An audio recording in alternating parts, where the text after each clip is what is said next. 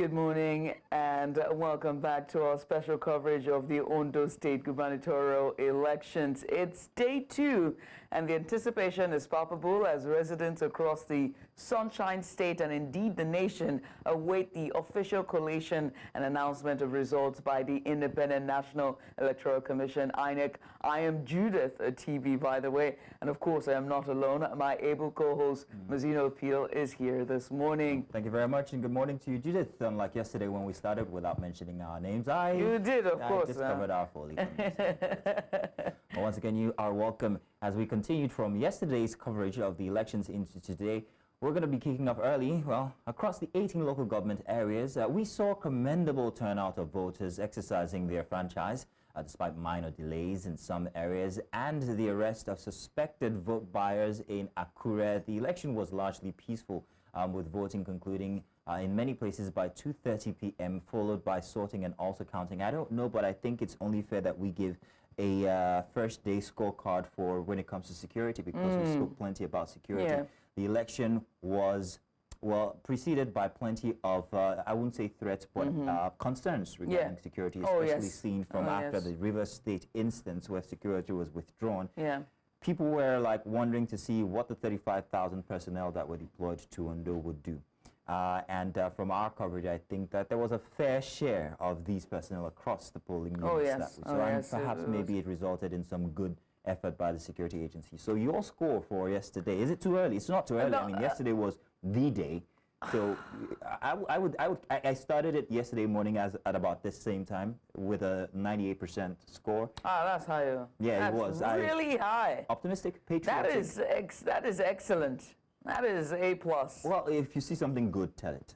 No, mine is 75. 75. Because of the PWCs. Yeah, the persons living with disability. PWDs, I beg your pardon. There's a report that we know, which, of course, during our subsequent, we're going to get into. But what was certain was those who are living with disabilities, they're not Braille for them. Those who are deaf, you know, those who have disabilities, they were not able to participate. And it wasn't the security agents' responsibility. But if it's security, I get it. So security, I'll say 80. Yeah. So what you're grading now is INEC. As I'm grading INEC. So I'm specific on the security. Yeah, security is like 80. I'm never going to give 100. Sorry. Well, I would say I'll still keep it at 98 because we didn't hear of any. There must have been certain instances. Yeah. I feel like if there's a reported alleged case of vote buying, then it should be 80%. That's how I see it. Oh, but there was one video that was actually making rounds, and it was rather authentic, it would seem. Right. I don't know if you saw that. Right, I saw it. That's what I'm saying. Very interesting take, or rather, instance of this gentleman walking toward these individuals who had congregated themselves, and you can see the video here. They had congregated themselves in this small structure, which seemed to me like a little auditorium or a stadium of some sort. And these are the kind of places that you'd expect to see these kinds of things happen, far away from the polling centers. Isolated is the word. I know these activities taking place with, it's very shifty and shady, you know. You can, from 100 feet away, already tell what's happening. There's no denying this. And then the interaction that went between the individual making the video and these men who you can see counting money was very suspect. Not just suspect, but very, very quite reminiscent of when people are doing shady deals. Yeah. It's like being in Mushi and somebody is counting some ill-gotten money in one corner and then tries to suggest to you that no, everything is okay. Yeah, what are you doing here? No, we're not fighting. I'm not asking if you're fighting. I don't know if we can hear this audio. Can we put some audio on here so we can give the viewers something to listen to as this interaction went? We are not doing anything. We are not fighting. We are not doing anything. We are not fighting. We are not fighting. No. We are not fighting. I know we are not fighting. I know we are not fighting. Man, calm down. I know we are not fighting. But at the same time, I'm not a baby, and I know what is happening here. You know what is happening here. You are a youth. I'm a youth. I know what is happening here. You also know what is happening here. You understand? So now you telling me that nothing is happening here. It's as if you are trying to fool me. No. You are buying votes here. No. You are buying. Bring the list. Bring that. Let me have that list. Let me have that list. Let me have that list. I'm on record. Here. I'm on record. We are not fighting here. We are not fighting. You. I am addressing you. I'm also addressing you. You are buying votes here. No, we are not. And I know. We are not buying. And I know you are buying votes here. You are buying votes here. You are buying votes here. See. You are buying votes. We are not buying. You are buying votes here. We are not buying. You are buying votes. Don't tell me that. Bring the money. Let me address you. See, the list is with you, and I know your face is already on camera. I can say it anywhere. Your face is already on camera, and you people will not go. All right.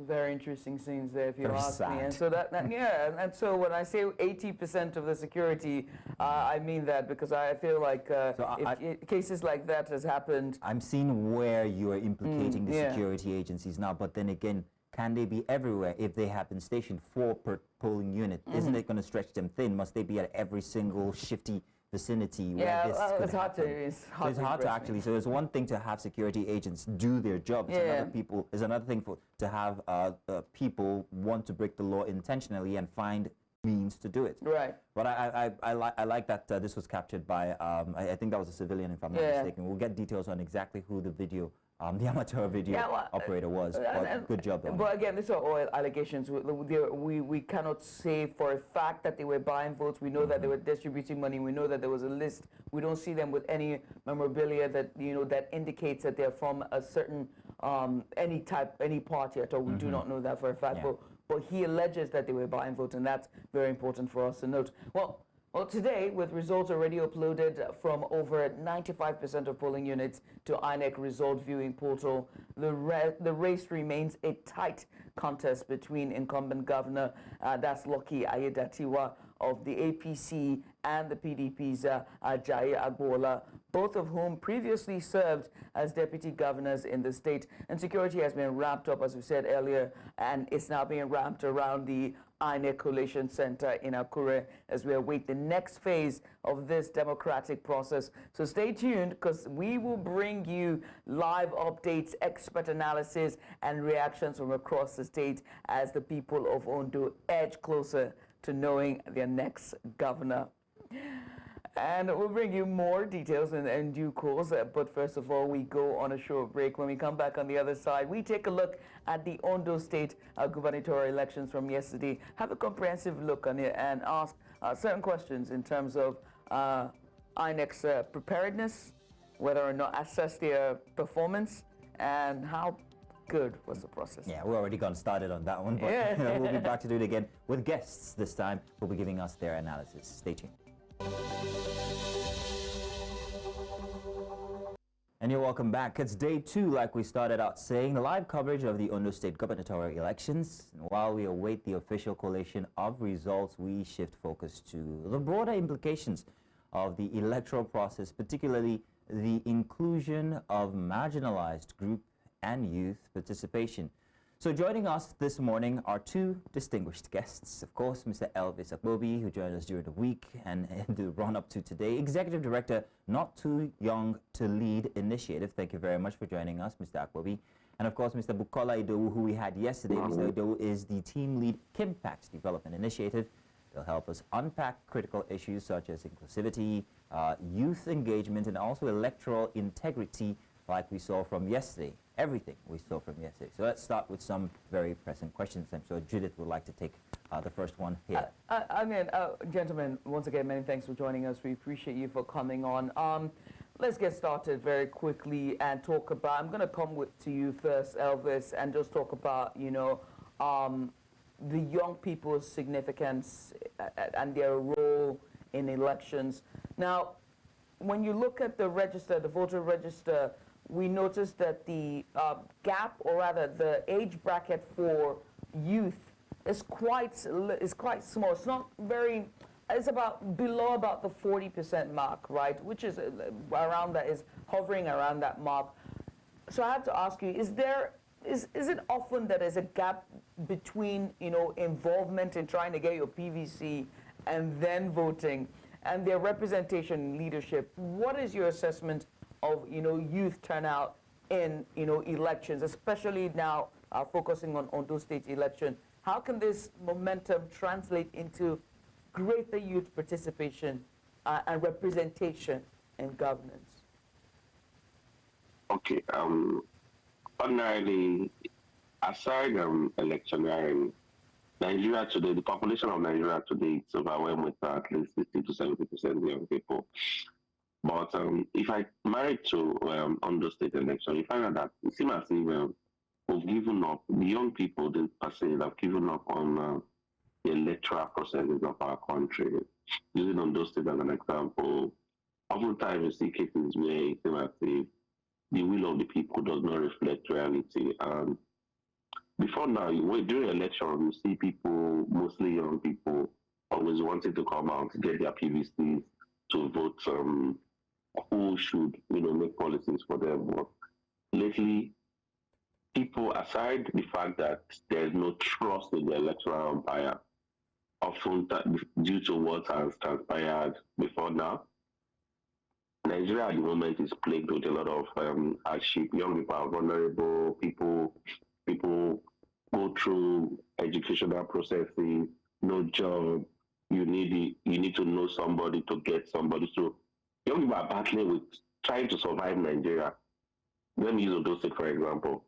An election is coming up. You see this, it seems as if it's being prioritized, because if you engage a common young person on the street, tell you that ordinarily it's meant to be an election. They'll tell you that they already know who will win and all that. So I think it's time, what you saw there, it's time for electoral processes to be threatening. It's time for INEC as a body to build trust between the electorate and what they do themselves.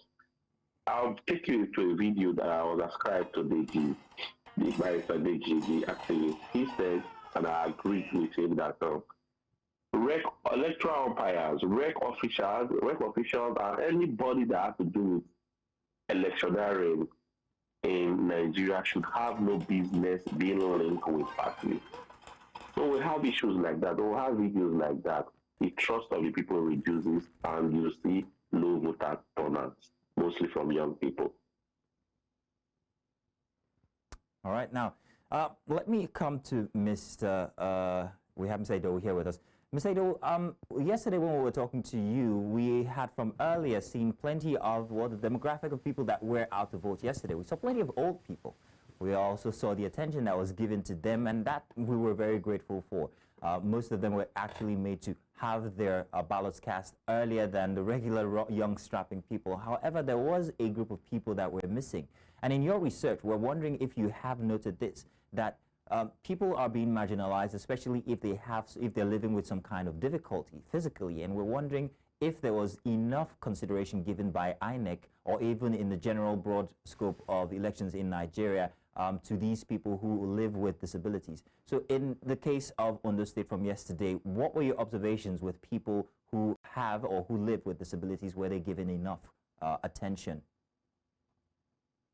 Thank you very much. I think I will start by smiling this morning, because yesterday when we had that conversation, I remember I said we are likely going to have a very good election in terms of the preparation of INEC. And I also remember I said maybe this is likely going to be a good parting gift from the chairman himself. But let's leave that aside. We will come back to others. So when it comes to the person with disability on this election in Ondo State, so there are two things that, we set up a situation room and we were tracking. There are two things I think that really affected this election as regard person with disability. Number one is that person with disability turnout was very low. That is number one. And those people that were able to made it to the polling unit, then you now have two set of issues. Number one, those people that were able to make it to the polling unit, some of them were not. They have difficulties in voting. Some of them, and I will explain.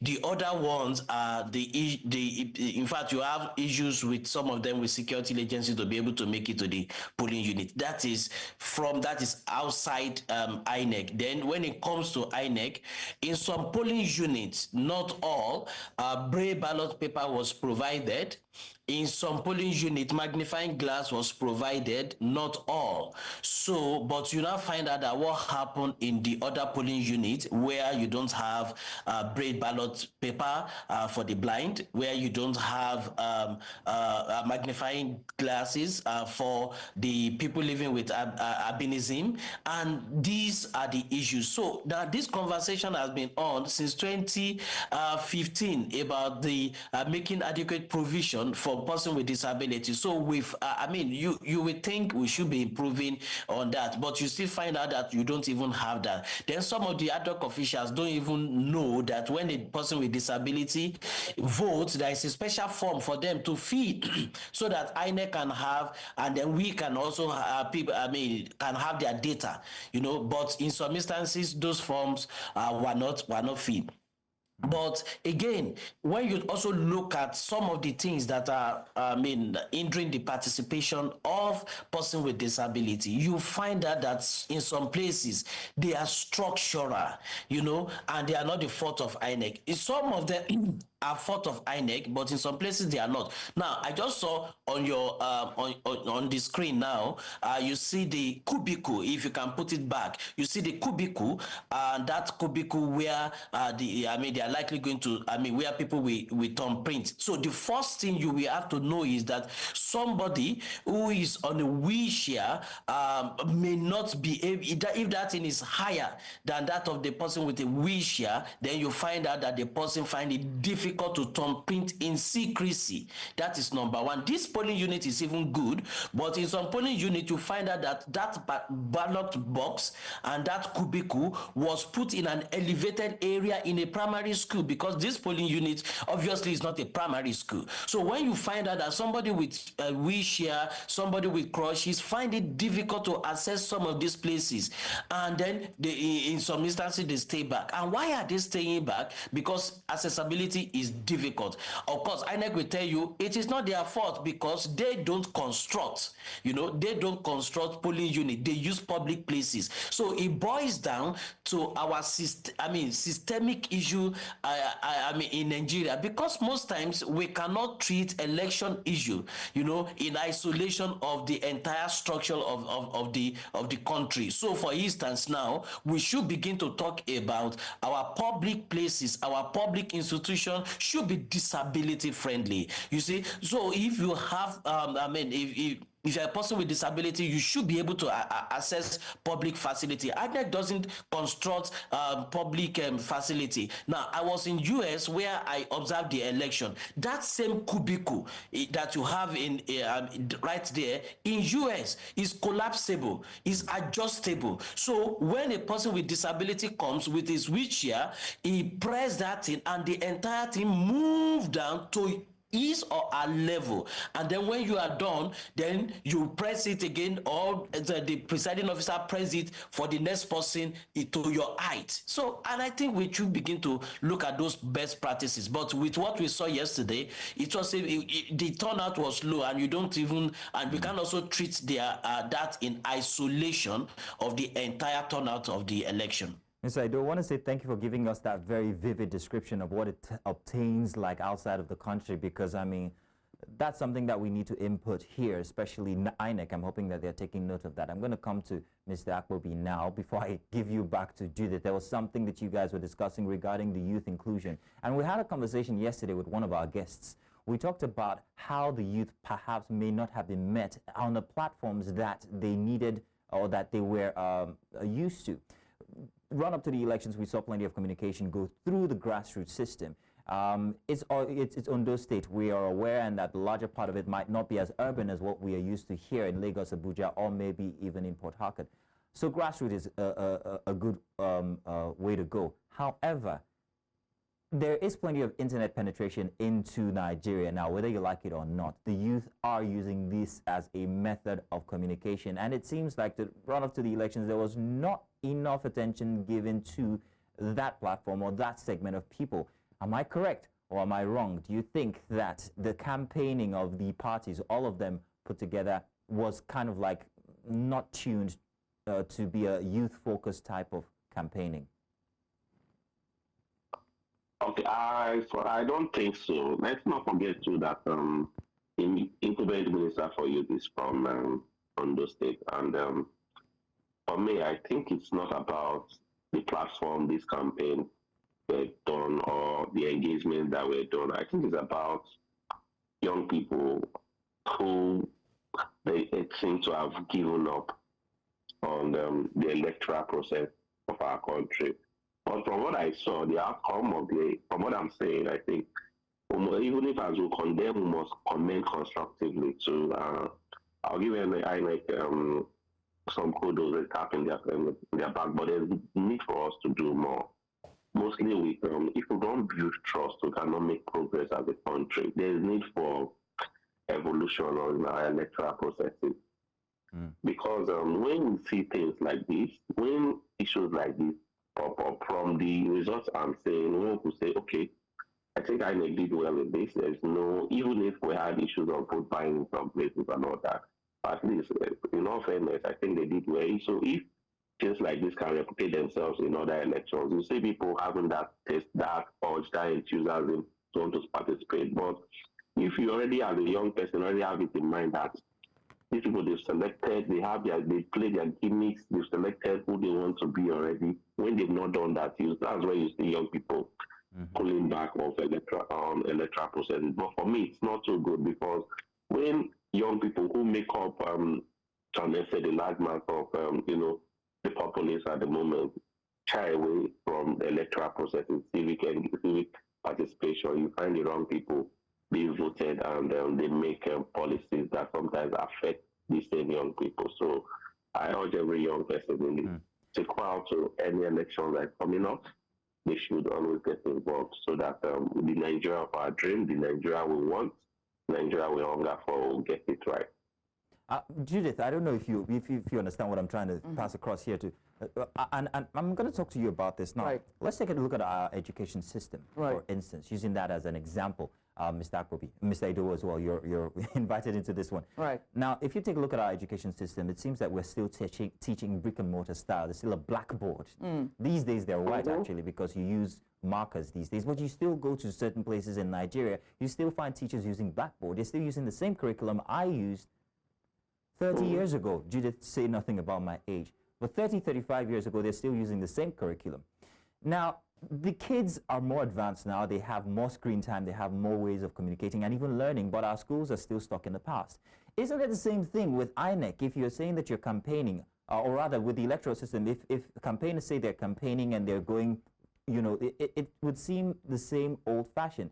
If we're complaining of apathy when it comes to youth involvement in the elections, where they communicated with in the same fashion that they're used to, and these are the platforms that are all around us now. You've got TikTok, Instagram, new media generally. There was none of that, it would seem, and I stand to be corrected, in the run-up to the Ondo elections for yesterday. And perhaps, I'm wondering, maybe that is why there seemed to be a certain kind of youth apathy.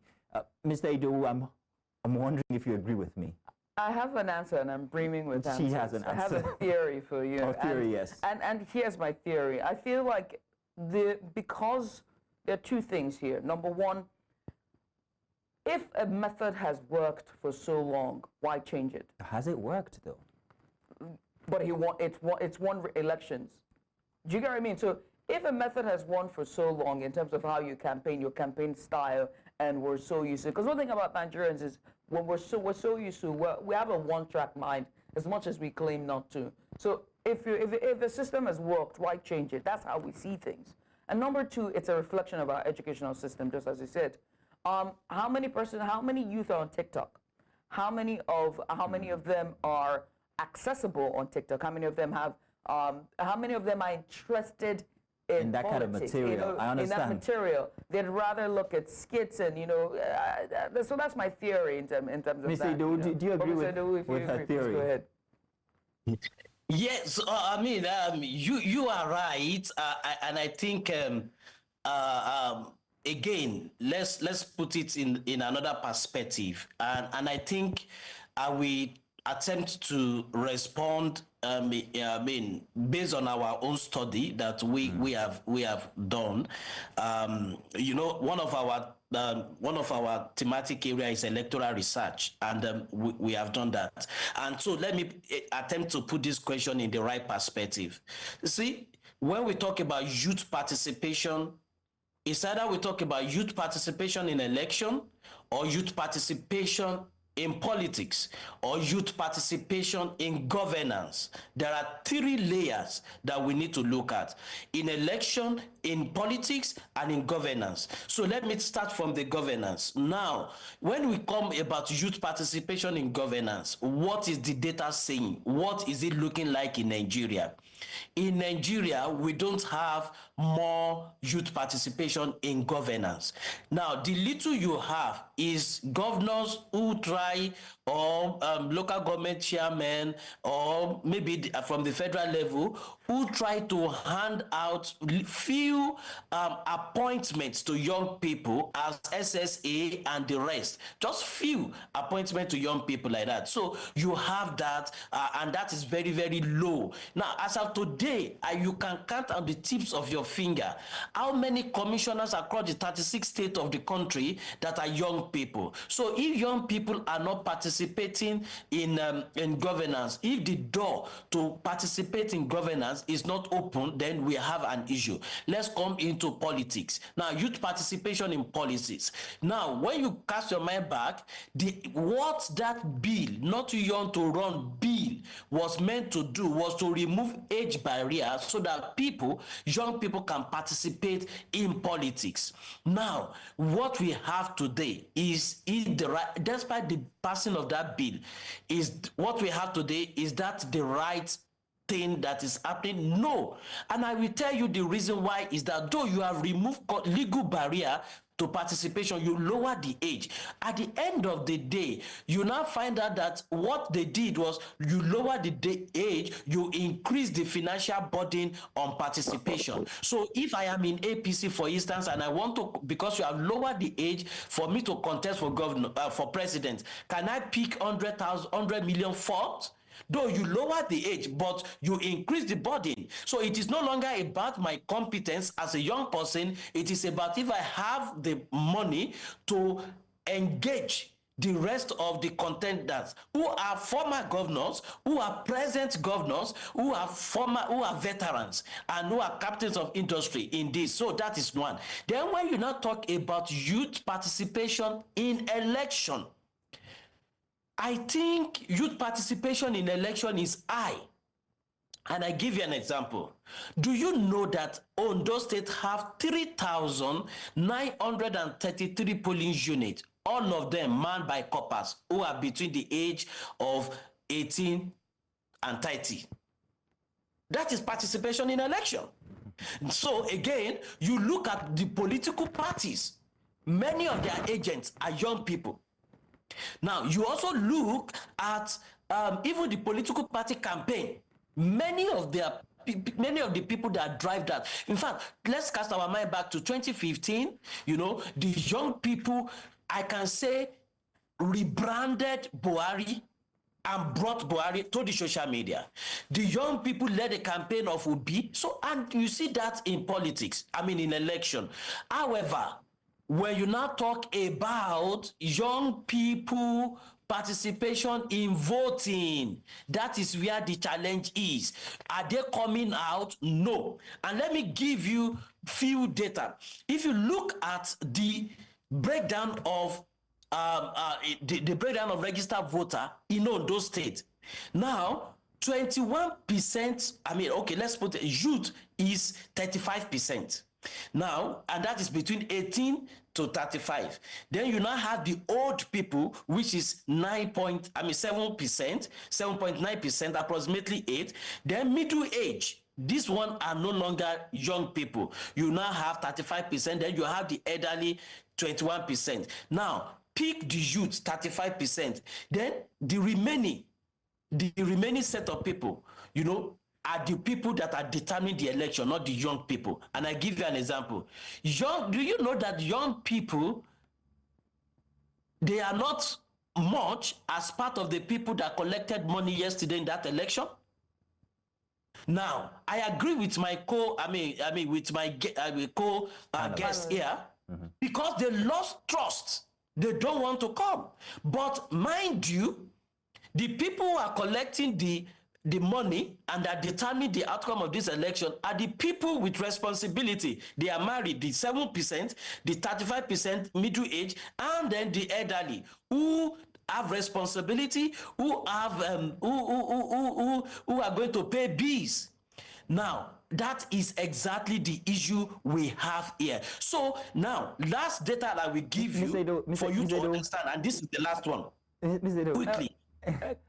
Quickly, okay. just 3 minutes, and this wraps everything up. Now, registered voter in 2016 was 1.6. Registered voter in 2020 was in 2020 was 1.8. At the end of the day, to go and collect their PVC, that 1.6 and 1.8 dropped to 1.2.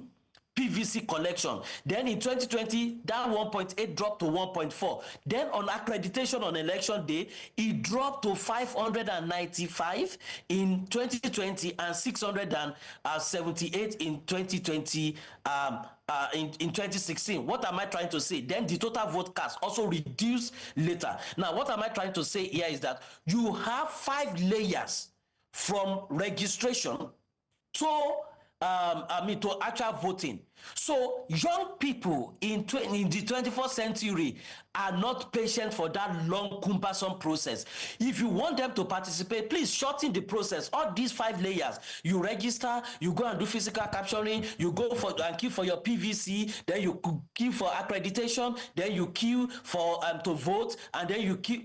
No, they are not ready. They want everything fast. That is why they get annoyed when their internet is not fast. That is when they get annoyed when when they go to the bank and the queue is long. Nobody want to get through this. So if you want the young people, provide alternative. Maybe electronic voting we do, and where you want to get the participation. But for young people who want to watch Premiership, who want to be on online, who want to do something differently within the entertainment industry, to go and queue with this rest of the long queue process, no, we have to do something better. Thank you. Bukola, if there's one thing I That's the strongest piece of analysis I've heard all election.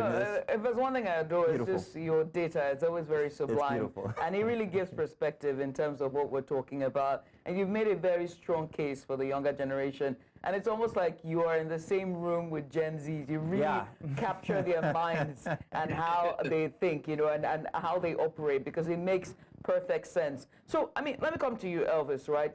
Just hearing Bukola here and just reeling out the stats and helping us understand the perspective of the Gen Z. And also, it's very clear that there are financial and systemic barriers, right? Whether it's trying to participate or in politics, or represent in politics, or even engage in their civic responsibility. There's some sort of systemic barriers that they face, right?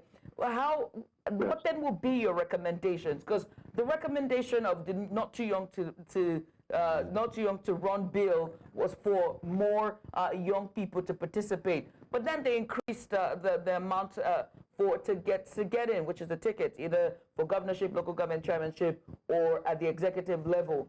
What then would be your recommendation for an organization that's leading, an organization like yours, the Not Too Young to Lead initiative? I think I'll recommend independent candidates for our elections, owing to the fact that at the moment it's a money bag politics that is going on. But he talked about youth inclusion, mostly even in governance. You find out that most of the persons that are even, another question we should ask ourselves is, how these young people recruited? Are they recruited based on capacity and competence, or just because they have the right surname, or because one high-profile person was given a particular slot and he recommended anybody he feels that will influence his opinion, or that? Then these young people again that are given opportunities to maybe be in one position or the other, are they given the privilege to do their work, or is just virtual posturing? These are the things we should be asking ourselves. So for me, I'll still recommend independent candidates, because at the moment, if you don't have money, it's very, very difficult for you to win an election in Nigeria. And there's when you're poor, you become very, very vulnerable. The most of those people you see buying votes, because even if you subscribe to independent candidacy and maybe a young person gets a ticket and is on the ballot, you still find out that those that have the finances to still come give those vulnerable people electorate money, and you find out that sometimes even those young persons who vote against their own fellow young person just because maybe that person was not able to provide money for them and all that. But let's start with independent candidacy. I think we'll get it right with that. Let me come to you, Mr. Bukola. Earlier on, when we're talking about PWDs, persons living with disability, and they're represented in this election, you talked about the booth, right? And you said that that sometimes this situation is a societal problem, really, because our buildings are not handicap accessible. And then you also talked about the booth where, it's created for them. They can, bring it down and bring it back up. And you painted that scenario. And then you said that Ondo is, for systems like this, for example, states, the INEC have said that they use public facilities, right? But I'm also looking at the stat here, and I'd like to poke holes at this argument. I want us to have a very rounded 360 look at this, if you do not mind. There's a report from SBM Intelligence regarding the elections in 2023, the presidential general elections 2023, that stated that only 22.26% of PWDs had assistive aids, while 38.0.5 could not access voter education initiatives. And this is the report alone. Now, the Electoral Commission promised to make the 2023 elections more inclusive for people with disabilities. But with that start, that's really, really poor. It's not even 30, only 22.26% were able to get access. Now, we know that INEC received 313.4 billion naira from the federal government to conduct the 2023 general elections, and the Ondo and Edo state elections are off-cycles election from 2023. And so it begs to ask the question, how then did this money go? Well, and how are we not getting this booth and training the staff, the ad hoc staff and the polling unit staff and all the other staff to be able to take this booth to this 3,000 polling units so that the PWDs can work? We understand there's a societal problem that we have, but should that be an excuse for INEC? Absolutely not. That is not an excuse at all. You remember I said it that in some of the polling units, you don't even have braille ballot paper, you don't even have magnifying glass, and you don't even have provision made for a person with disability. And I think that is exactly what that research conducted by SBM is actually saying. For instance, in 2023, you are looking at maybe not up to 30% provision was made for a person with that disability. But this is the issue here. Let's first of all look at it from the societal point of view, and which I already talked about the other time, is I think we have to change our perspective about person with disability or the inclusiveness of our society. We have to look at that seriously. Number one is that we have to begin to look at what policy do we have around public institution, what policy do we have for them around data. As I'm talking to you, INEC does not even have 100% accurate data of the person with disability per polling unit. Now, when you say, "Oh, INEC can tell you," if you look at the disaggregation of the what is it called, of the registered voter, you have you still have a person with disability disaggregated. But this is what I am saying. In polling unit 4 at Ijomu in Akure, just using that as an example, there is no polling unit like that, but just using that as an example, can you tell us the number of blind person registered in that polling unit that will be coming? The person with albinism that we need magnifying glasses that will be coming to that particular place. It's all about data. It's all about your planning. So when you have this data scattered around, you should be able to know that, look, for this election, we will need 25,000. In fact, what the data is saying that in Nigeria, you have over 26 million persons with disability. I tell you, if they were properly catered for, they will have determined the number, they will have determined the president in this country. Yeah. Because there is no president who have been able to win any election in Nigeria with 25 million landslide. So what we are trying to say is that these people, and meanwhile, we keep talking about low voter turnout. We are deliberately, disenfranchising this set of people. Now, so that data is very important. You don't just give us a generic data or for data's sake and say, okay, because people will ask you, out of the registered voter, you have this percentage. Now, let's break it down. How many of them are blind? How many of that we need gray ballot paper? How many of them are deaf, dumb, that we need assistance? How many of them are on wheelchair, on crutches? So how many of them are mentally, the mental disability? These are the people. What are the provision? Again, now let's even look at the way we train our ad hoc staff. I can tell you, you don't need to go and fact check me. I can tell you that most of the officials that are doing, that are on the presiding officer, are not also trained on the basics of sign language. So if a deaf person or deaf person comes in now to you, now how do you use sign language to even be able to communicate to them at least at the basic level? Is that part of what you train them as ad hoc staff to be able to do? No. When that person comes, you begin to look for somebody who can interpret, and then you find out that then it's like what we saw yesterday on the feed, party agents taking advantage to help them, to take advantage of them and to vote against their will. So it's a whole lot. So for instance, you are designing voter education curriculum, both INEC, political party, and NOA, Nigeria National Orientation Agency, even civil society, fellow civil society like us. What do we have special training for this set of people? So we have to change our mentality. Now, for now, we have to change it nationally. We have to change it as Nigeria. Then we can now begin to move it to to elections. But that 313 points, how many billion naira is still doing my head in.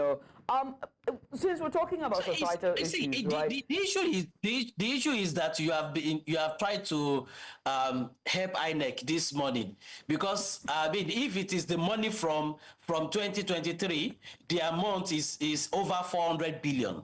And I can tell you what the budget for INEC was distributed into, components.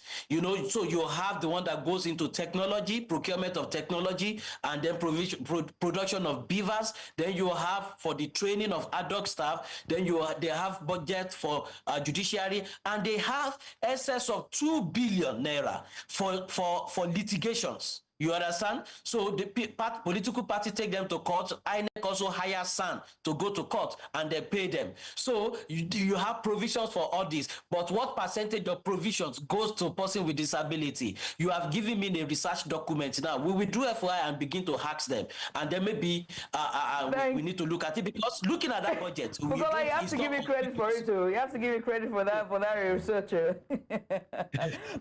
Because now that we're having this conversation, right? And I'm gonna throw this question to both of you. We saw an alleged case of vote buying, right?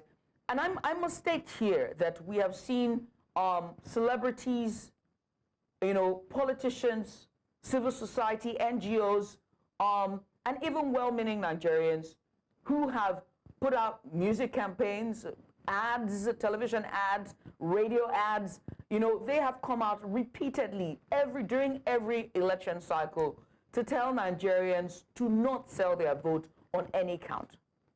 But for as long as I've lived in Nigeria, and since I've been a Nigerian against my will, I have seen vote buying shamelessly and in open, as we've seen in the video that will be shown. Now, it's an alleged case of vote buying. We do not know what was going on in that video. But one thing is clear, there was some sort of transaction happening.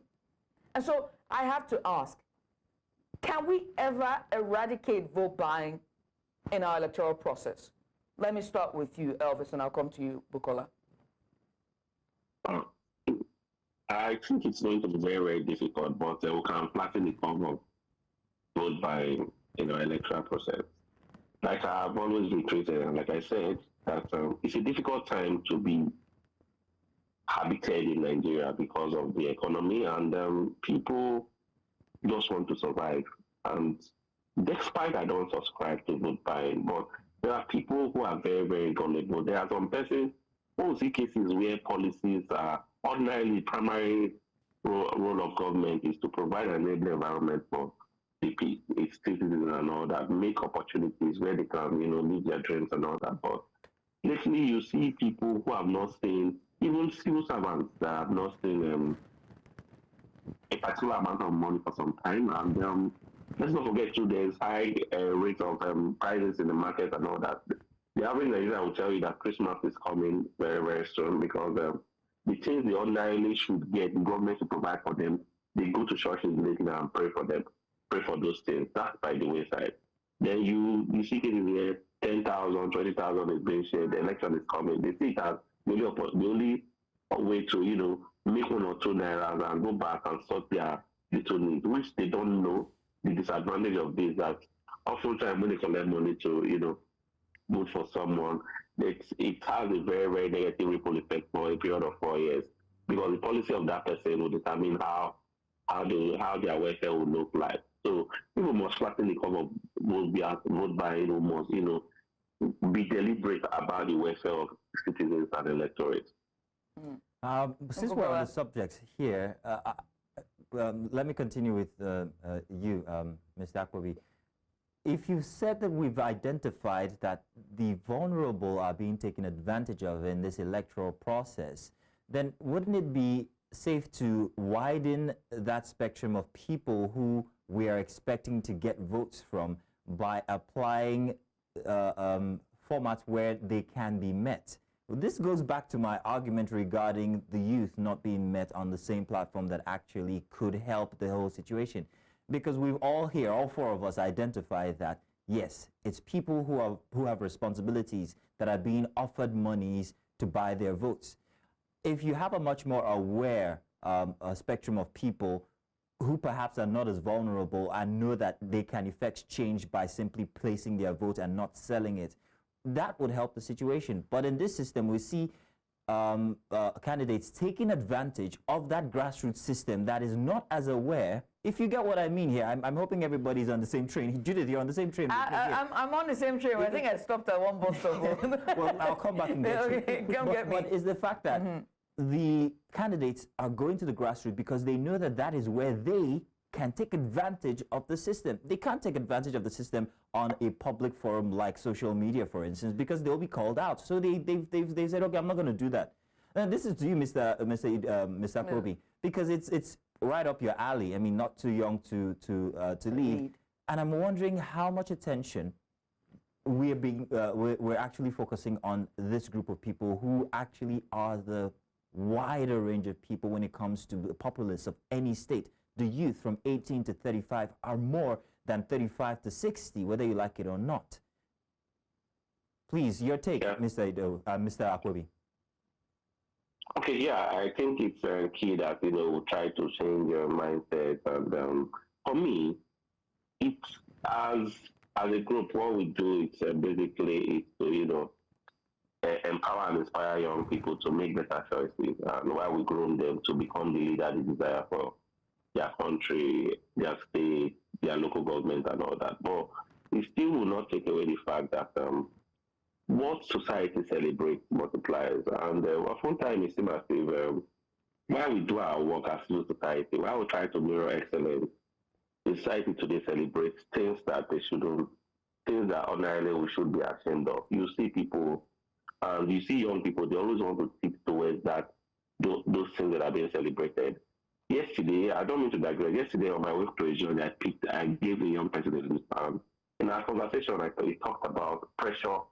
I said, oh, what pressure are you going through? He said that he needs to make money. I said, how do you make money? He said the pressure everywhere. Why? Because they see things. What people see, they become. They see young people who just, spring up from nowhere. Before you see that person is driving best, is living in the best of houses and all that. But they don't know these hidden battles behind that. So they want to become that kind of thing. So for me, in as much as we always want to tell them, get involved and all that, there are cases too where you see someone ordinarily, this person bought his mandate, everything. And sometimes you see people, even young people, tilt towards that and they celebrate such person. We see such persons too getting awards for excellence and all that. So I think as a society, we should shape mindset, we should change our culture. And there's a word that one of my friends would say, we should break the old order by trying to celebrate the right thing, trying to do the right thing, and we should amplify the right thing often so that young people too will seek towards such trajectory. Mr. Bukola, let's have your take on this. Can vote buying ever be eradicated from the process entirely? Yes, it can be eradicated, but it's not going to happen anytime in the next 8 election cycles. And that is my view. It can be, but in the next 8 election cycles, that is like 4 years times 8. I don't see it taking off. And because, see, let's look at this. Assuming I know we are going to have this vote buying conversation, actually I will have sent you the research we conducted on this aspect of vote buying. Is here. Now, it shows that we are trying to look at voter education against vote buying and the actual vote buying. Sure. So we trace that across over months. Now, we find out that the higher the voter education, the higher the cases of vote buying. So that tells you the people who are selling votes and who are buying, it is not that they are not aware. They know that this is a criminal offense. They know in the Electoral Act that, look, this is an offense, that you must not do it. Now, they know very well. And that is why, even in this clip I am seeing now, that is why they went far away, hidden in a particular place outside the perimeter of the polling unit to go and be buying and selling their votes. So they know. So what it means, this thing is showing us is that, look, education, when we keep saying we need to educate people, stop buying votes, vote for the person of your conscience, don't sell your vote, is no longer working. That is the truth. The education is no longer working. People are coming. In fact, we saw one woman leader in a particular polling unit in Owo yesterday who openly say, yes, we are selling, we are buying votes here for 5,000. Then we met another woman who said, yeah, we have voted and we have collected money openly. So they are already making it like a normal thing. So, but they know this is not right. Now, but what am I saying is that, look, the incentive for vote buying or vote trading is much more than the punitive measure we have. And when the incentive is more, people gravitate towards the incentive. And because punishment against the evil deed is not being meted out. Let me give you an example. And let me ask you a question, just a rhetorical question, because I know we are pressed for time. From 2015, I don't want to go back to 2011, but from 2015, how many people can we say, how many person, any data, anybody at all, any news that, or from court judgment that we can say has been convicted of vote buying and is in prison or came out of prison or given a sentence or has been going in and out of court because of vote buying? None. Who buys vote? Politicians. Who win the election? Politicians. So you think they have the willingness to continue to prosecute the person? EFCC arrested, DSS arrested, ICPC arrested. They don't have. So let me give you, it's a systemic thing. Go and find out. There is something in law, in Nigerian constitution called, the lawyers know this, noli prosequio, that is the Attorney General of a state and the federation have the power to discontinue a case at his will and say, look, he's against the state. So now let me ask you, I am contesting as the governor. They arrested my member political party of political party of selling votes. At the end of the day, EFCC or ICPC took them to magistrate court or took them to the state high court because that is the jurisdiction within which that offense was committed. And eventually I became the governor. The simple thing is to ask the Attorney General to discontinue the case, or at the end of the day to do poor investigation. At the end of the day, the judge threw this thing away. So now that is the incentive, because the political class are benefiting more from it. So it's not going to go away. Now look at the data of campaign. The law says, the law says 150 days to the election start campaign and then stop 24 hours to election. Now, these people did not start serious campaign until October, basically October 15, thereabout. So what are they trying to do? They are conceiving their money and making budget for every polling unit because they feel that is what goes on. So for me, we need to now we need to take the conversation on vote buying to how many prosecution have been able to do. So some people were arrested yesterday, both journalists, both the media, both civil society. We must keep tab on that to see that they are truly punished and to see to the case. But only that in Nigeria now, that case, that people arrested in Nigeria, the only challenge I have is that the moment by tomorrow now, if Portable cough, then that becomes a new news, and then we forget the entire thing. And then before we know everything, we forget the case. We need to do better. I tell you, we need to do better, because with the way it's going now, at the end of the day, if you are able to make internet fraudster money, you are likely going to, one day you will become the president, because it is about the money and you can pay the people. Then with all this, it's not going to make our politicians accountable, because they pay. They pay. It is not because they campaign, it is because they pay.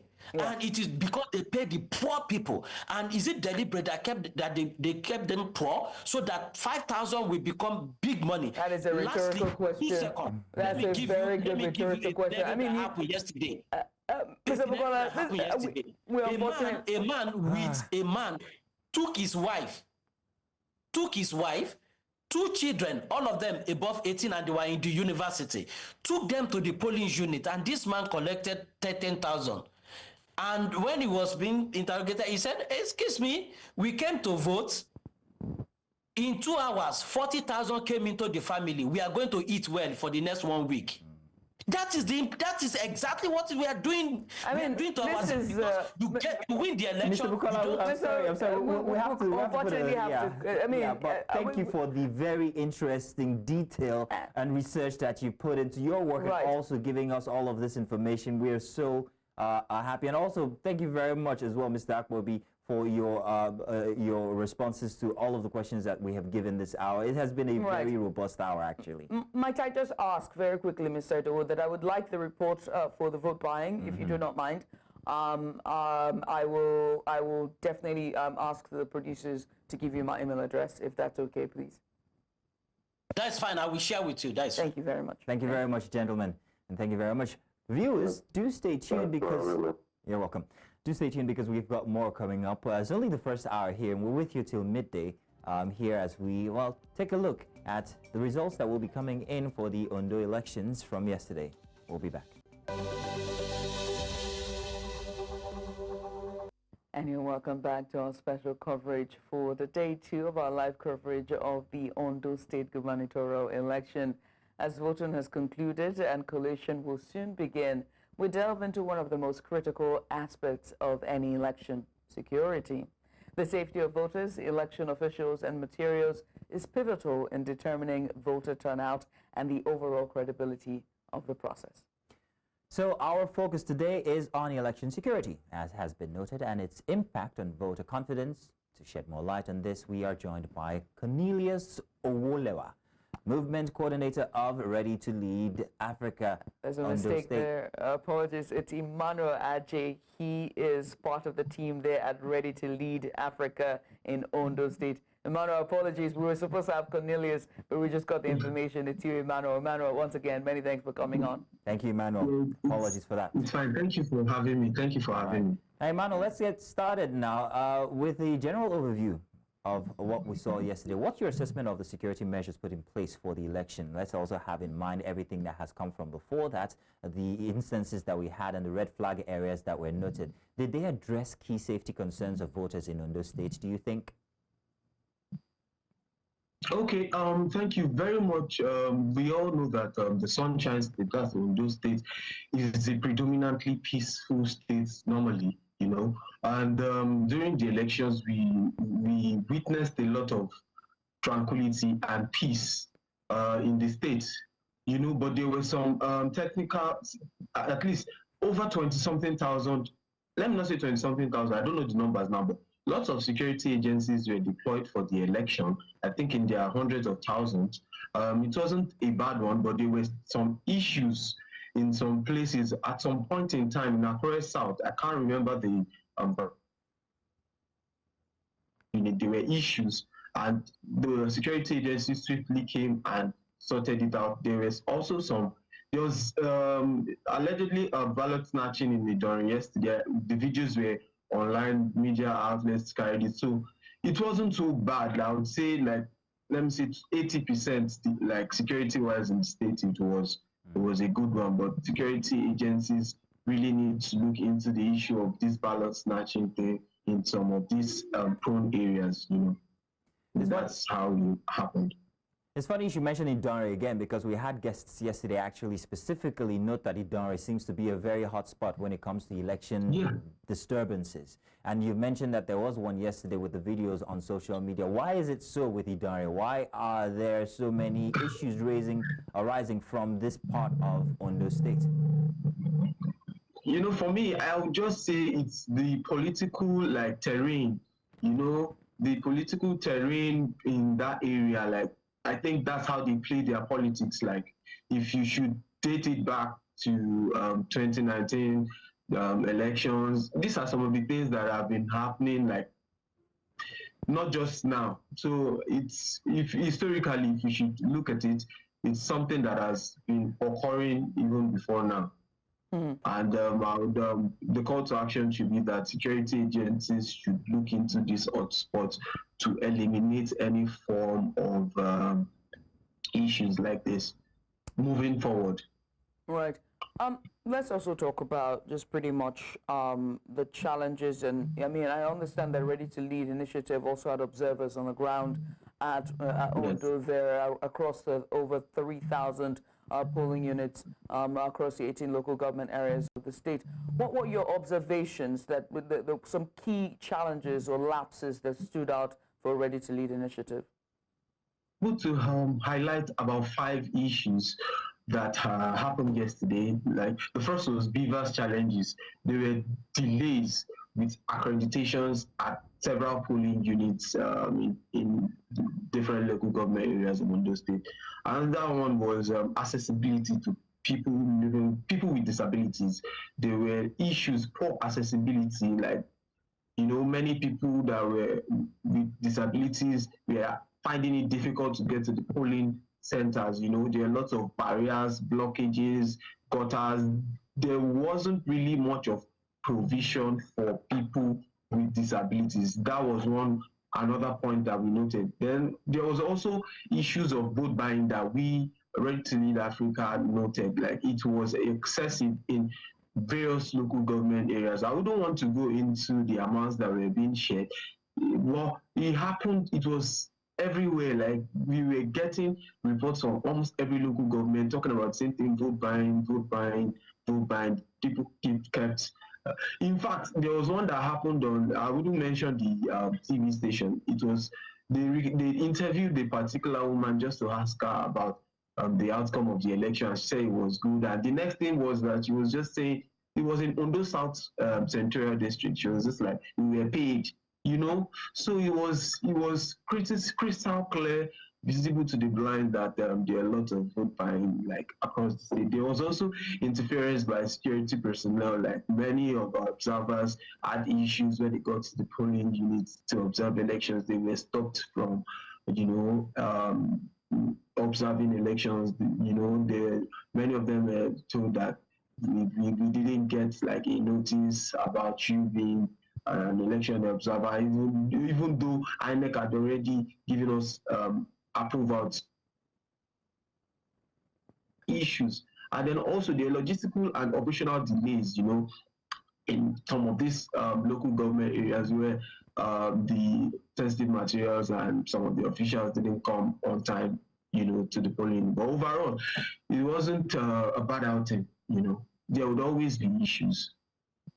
Emmanuel, let me ask you about vote buying. Let's settle on that first, because there's so much you outlined, from disenfranchisement of the PWDs to the obstruction of observers going into the polling unit to observe the elections, to the security challenges that you face, also late deployment of materials. But vote buying is something you said, you repeatedly said it was a lot. It was a lot. Yes. It was rampant. And not to indict any political parties or any candidates, but did any of your observers get to speak to those who sold their votes, and what were their reasoning behind doing this? And do they know that it's a crime? Well, thank you very much for that question. The thing is, poverty has been weaponized, so I am not encouraging it. So many of them on a normal day you don't expect someone that has a reasonable bank account, like amount in his or bank account, to sell his or vote. So I feel it's an economic thing. Like many people are suffering, like hunger is everywhere, So when they just get an opportunity during elections to get some money, maybe I don't know the amount that was shared, they jump at it because of the hunger and the economic situation that they have found themselves. Although it's what we are totally against. So I think it's due to the economic situation that is making many people do it. Now that you've noted that, you've just taken us back to a previous conversation regarding the demography of people who are actually selling their votes, and we already identified from the past that it's actually people who are vulnerable, people who have responsibilities, people who want to take better care of their families, and that was why we were advocating for a broader system where people who are also well aware also can be a big part of voting.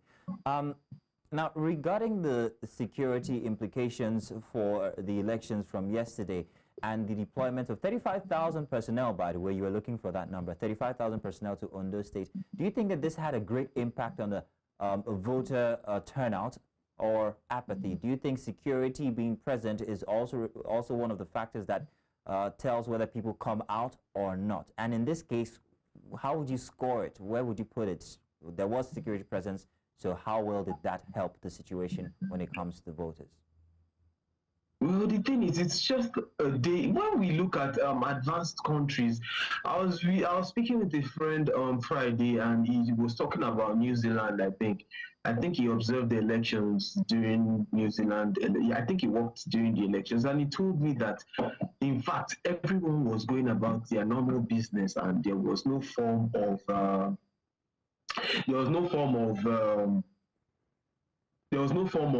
distraction. Everybody was going about their normal business, So I think moving forward in Nigeria, in fact, we really need to work on a lot of systemic changes that would accommodate even people going about their normal business and moving down to the polling unit to cast their votes. It should be simplified, There are lots of issues. Emmanuel Ajayi there. He is part of the team at Ready to Lead initiative in Ondo State. His internet seems to be having the gremlins from yesterday, but we'll make sure to make that establishment, that connection with him again. Seems to be a bit of connectivity issue. Just Emmanuel Ajayi there talking to us about the challenges, what they observed as observers during the elections, They're part of a group which is called Ready to Lead Initiative, organization that is about just observing the elections. Emmanuel, you're back. Please continue. Yes, I'm back. I think we also had some glitch. Yeah, please continue your submission. Yes, like I was saying, people need to feel safe going to their polling units to cast their ballots, to elect their representative. You know, this is an off-cycle election for Ondo State. So there was much more than enough time. You know, so moving forward, I think it would still be an off-cycle election in 2028. You know, so there is much more than enough time for security agencies, critical stakeholders, civil society organizations, relevant agencies to come together, go back to the drawing board and see what we can do to ensure that more people are able to come out and feel safe voting at their various polling units, most especially in Ondo State, because we are discussing about the outcome of the Ondo State elections. So, yeah. Emmanuel, I have to ask you, right? We've said that the security detail have done pretty much well, satisfactory, there we go, in ensuring a security and the populace were able to come out to cast their vote. But how would you score the structure? And that's a joint effort of INEC and the joint security agencies. I know that you were saying that as observers going in there to do your jobs, they didn't let you because they didn't get the information. So how would you score that joint effort between all three? Well, the thing is, it wasn't, you know, there would always be issues like, it's just, I don't know, there would always be issues. Even in America, I saw a video, I think the other day during the election, someone put a firework into the ballot box and it exploded. You know, there would always be issues, but it can be minimal. Like it should, there are some certain things that should not happen, like on maybe issues of not allowing observers to do their job. But I'll commend INEC on the elections because it's an off-cycle election and they did pretty good to ensure that there was lots of stability in the elections. But moving forward, there are some salient issues that need to be addressed. Let's address those issues. Let's address those issues now. What are those salient issues that need to be addressed? And as you know, from your observations, what then will be the proper recommendations? Yeah, proper recommendation. The beavers shouldn't have any issues at all. We shouldn't be having delays with accreditations at polling units moving forward. Accessibility to people with disabilities, you know, people with disabilities should be able to come into polling units and vote without any form of restraint or constraint. You know, vote buying should be criminalized, you know, whereby you know that, although kudos to the Department of State Security, they did a very great job, you know, at various polling units, making seizures of monies that were brought to several polling units, you know. So interference by security personnel should be kind of reduced, and then these logistics and operational delays that we are having we shouldn't be having this, you know. It's an off-cycle election, so you know there's always much more than enough time, and there's a budget allotted for all of these things. So when we have an off-cycle elections, there needs to be more time to plan and prepare, you know, for the unexpected, and also ensure that there is an hitch-free election. It may not be 100% good, but at least we should have like 90. If we have 90%, 95%, it's a welcome development, and from my end, it's not a bad idea if we have something better moving forward. Emmanuel, can you walk me through the process for after elections with organizations like yours, after observing all of these details from your members that are spread across an election process? What happens to all the information that you get? Where does it go? Is it utilized by INEC or the government for after? Or is it just simply what it is, just simply for observation and making sure that nothing goes awry? So what do you do with all of this, and how does it add to the greater concept of elections in Nigeria? Yeah, thank you very much. As a leading civil society organization in Nigeria, to lead Africa, we are not just doing this for the sake of doing this. We've had pre-election analysis.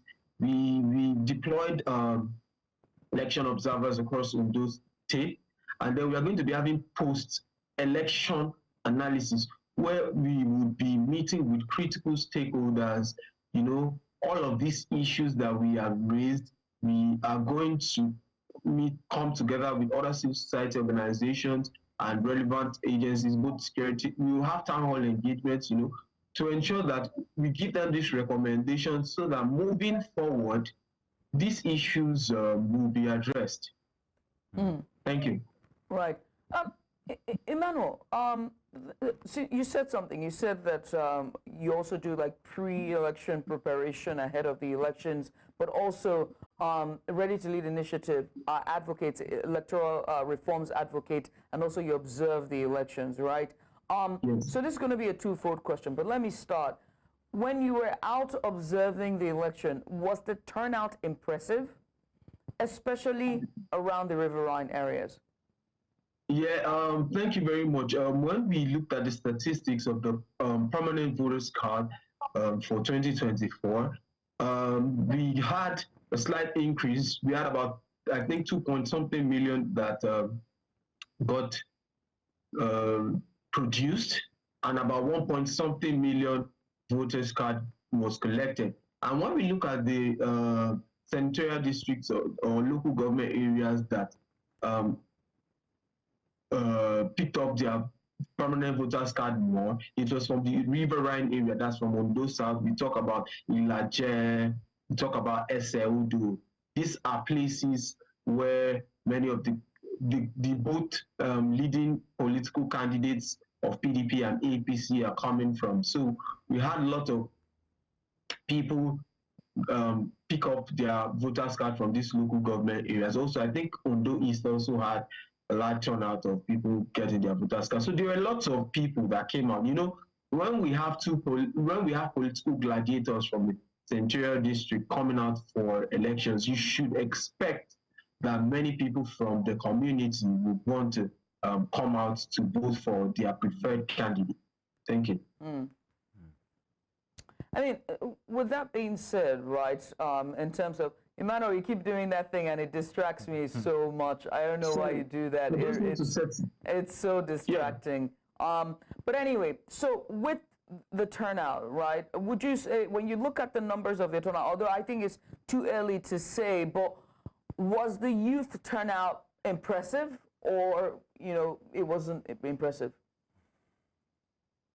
Well, there are lots of young people that came out to vote, actually. A lot of young people. A lot of young people. You know, young people have the zeal, they have the energy, they have the strength, they have everything. So a lot of young people came out to vote during these elections, from what we have been able to see and observe. That's nice. Well, that's very impressive that there's a lot of youth involvement when it comes to voting, especially in this Ondo elections. But what would you say to the arguments that the youth are not really participating in governance, or in what was the other one now, Judith, if you remember? Participation, governance, and then there was another one. There's voting, participation in civic responsibility. I can't remember the third one. But what would you say to that argument that, yes, while we are ready to vote, we are unable to govern? How can we transit into governance as youth? I'm no longer a youth in any case, but how is that possible? With Judith is shaking her head. With all the information and data that you've gathered, how can that help youth to actually transit and break that barrier from being allowed to vote into being able to govern as well? Yes, first of all, I would like to reference Yaga Africa and to the executive director of Yaga Africa, Samson Itodo, for doing a very great job allowing more young people to run for public office, giving them the relevant support. There's a convergence that happens, I think, almost every 4 years that brings all political candidates that are youths from all political parties together in Abuja, where they get to train them and empower them on how to run for public office and win elections, and this has helped a large number of them. Some of them have gotten into political offices like the House of Assembly positions, House of Representative positions, some of them have gotten various appointments. And I'll also kudos the President, His Excellency President Bola Ahmed Tinubu. He has done a great job at the national level, giving us ministers that are young. For example, Ayodele Olawande, the current Minister of Youth, is around 34 years, if I'm not mistaken. The former Minister of Youth, Jamila Bill, I think she was 35 years. We have several senior special assistants to the President that are kind of very young, like Ajayi SSC, to the President on creative economy. We have lots of young people at the national level that are holding one key position or the other, maybe as a minister or as a senior special advisor. Now, down to the subnational, let me commend His Excellency of Ondo State, Engineer Seyi Makinde. He was able to appoint Dr. Seun Fakorede at 27 years of age to be a commissioner for youth and sports. At 27 in 2019, currently he is the executive advisor to Ondo State government on youth and sports. So what I would just say here is that more political leaders should understand that the government is about inclusion, it's about inclusiveness. It's about bringing more young people on board to be part of the government. You can't, as a young person, you can't force yourself to be in governance. If the political leaders don't give you that opportunity, there's nothing you can do. So the call to action is that the subnational, since the national is doing a great job on putting more young people into political offices, the subnational should replicate this, and Ondo State should also do this. I am the convener of the Ondo We Want, and the Ondo We Want is an Ondo State where we have a very young person and vibrant. We have a lot of young and vibrant people that are in government in Ondo State now, but we want more younger people to occupy positions like commissioner positions and heads of so maybe some agencies. When we have some young people that are capable, that have verifiable track records, in these positions, we begin to see things from the inclusion and inclusiveness angle. And also people with disabilities can be given more opportunities also to be part of the governance, in our dear state and our dear country. Thank you. Thanks for that. Many thanks for that one. We switch gears now because we have another guest joining us. He's going to be live on here. Is none other than Dr. Olorunfemi Ayodele. He's the Labour Party governorship candidate for Ondo State, and he joins us live now. Ms. Ayodele, you're welcome. Thank you very much for joining us. I would like to ask you a quick assessment of the processes. Thank you for having me. You're welcome, sir. A quick assessment of the processes. Thank you for having me, and good morning, Nigeria. Yeah. Good morning. All right, sir. So, sir, we'd like to just start by asking a quick assessment from your end of the processes that went down yesterday in Ondo State. How would you rate security, INEC's preparedness for the election, and the voter turnout? Well, first and foremost, the security was good. I left Akure to my village to cast my vote yesterday, and I had with me a few tags, which also provided access for me to travel from Akure to Ajayi in Ondo State. That is the boundary town. And I saw both the military, the police, everybody on the road doing their job and doing their job perfectly well. So the various polling units I attended yesterday, I visited yesterday, things went normally.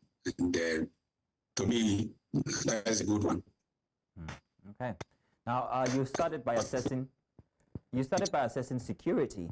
And from yesterday, we touched on some of the hotspots that were addressed from before the elections. One of them that kept coming outside of the regular blip in our system was Idare. And we keep asking our indigents that we've had on the show regarding the peculiarity surrounding the Idare instance and instability or disturbances when it comes to elections. Did you hear about the instance of ballot snatching there in Idare, and from before the rancor or the fights that have instances of violence that had happened before the elections? What's your take on that as well? Ms. Aiyedatiwa. Oh, seem to be having issues with reconnecting to Ms. Aiyedatiwa. The gremlins are doing it. I think your network is bad, Mr. Aiyedatiwa. If you're speaking now, we actually can't hear you. We'll try and reinstate that so that we can get that information from you. You're frozen now. The internet is, the gremlins have done its thing as usual. But Emmanuel, if you're still there, let's continue that conversation as we try to fix up Mr. Dr. Olorunfemi's audio. Yes. Yes, we're back. Please go ahead with your submission.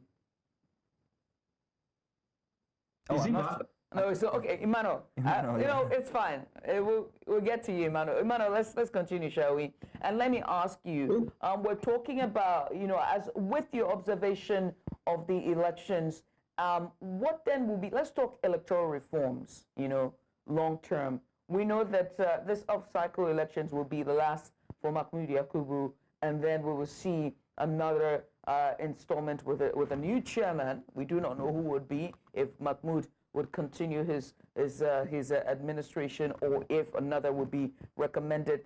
But if the electoral reforms, the discussion for electoral reforms was to come back on the table, what would be the recommendations from Ready to Lead initiative?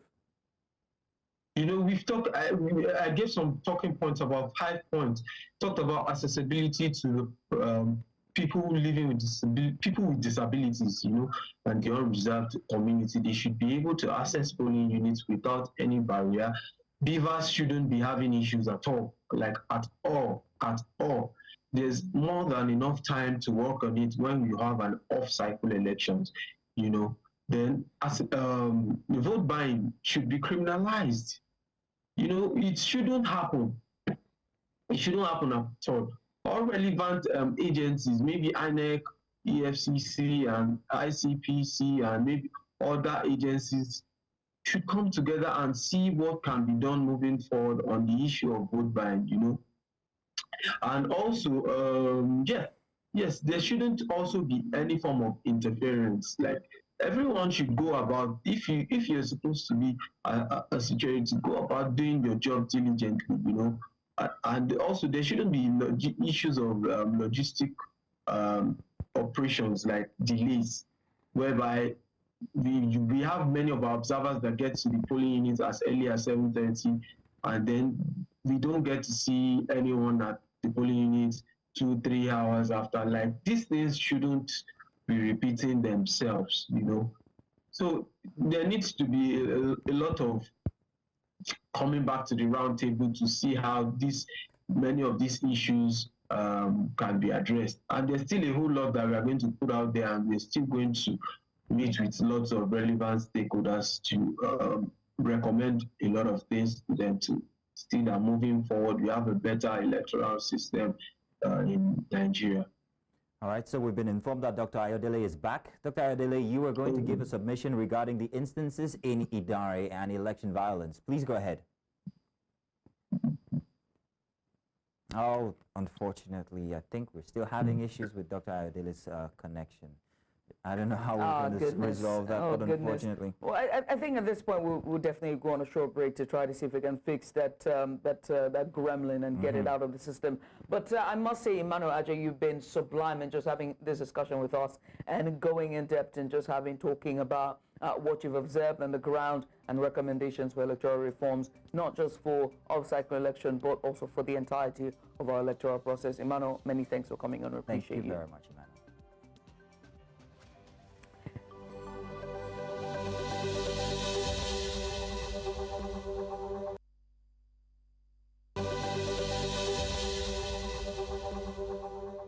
And welcome back. Day 2, live coverage of the Ondo Gubernatorial Elections. Voting took place yesterday, and today we're waiting for collation as it begins before midday We'll be bringing you all the details from across Ondo as we have correspondents who are stationed at different units there.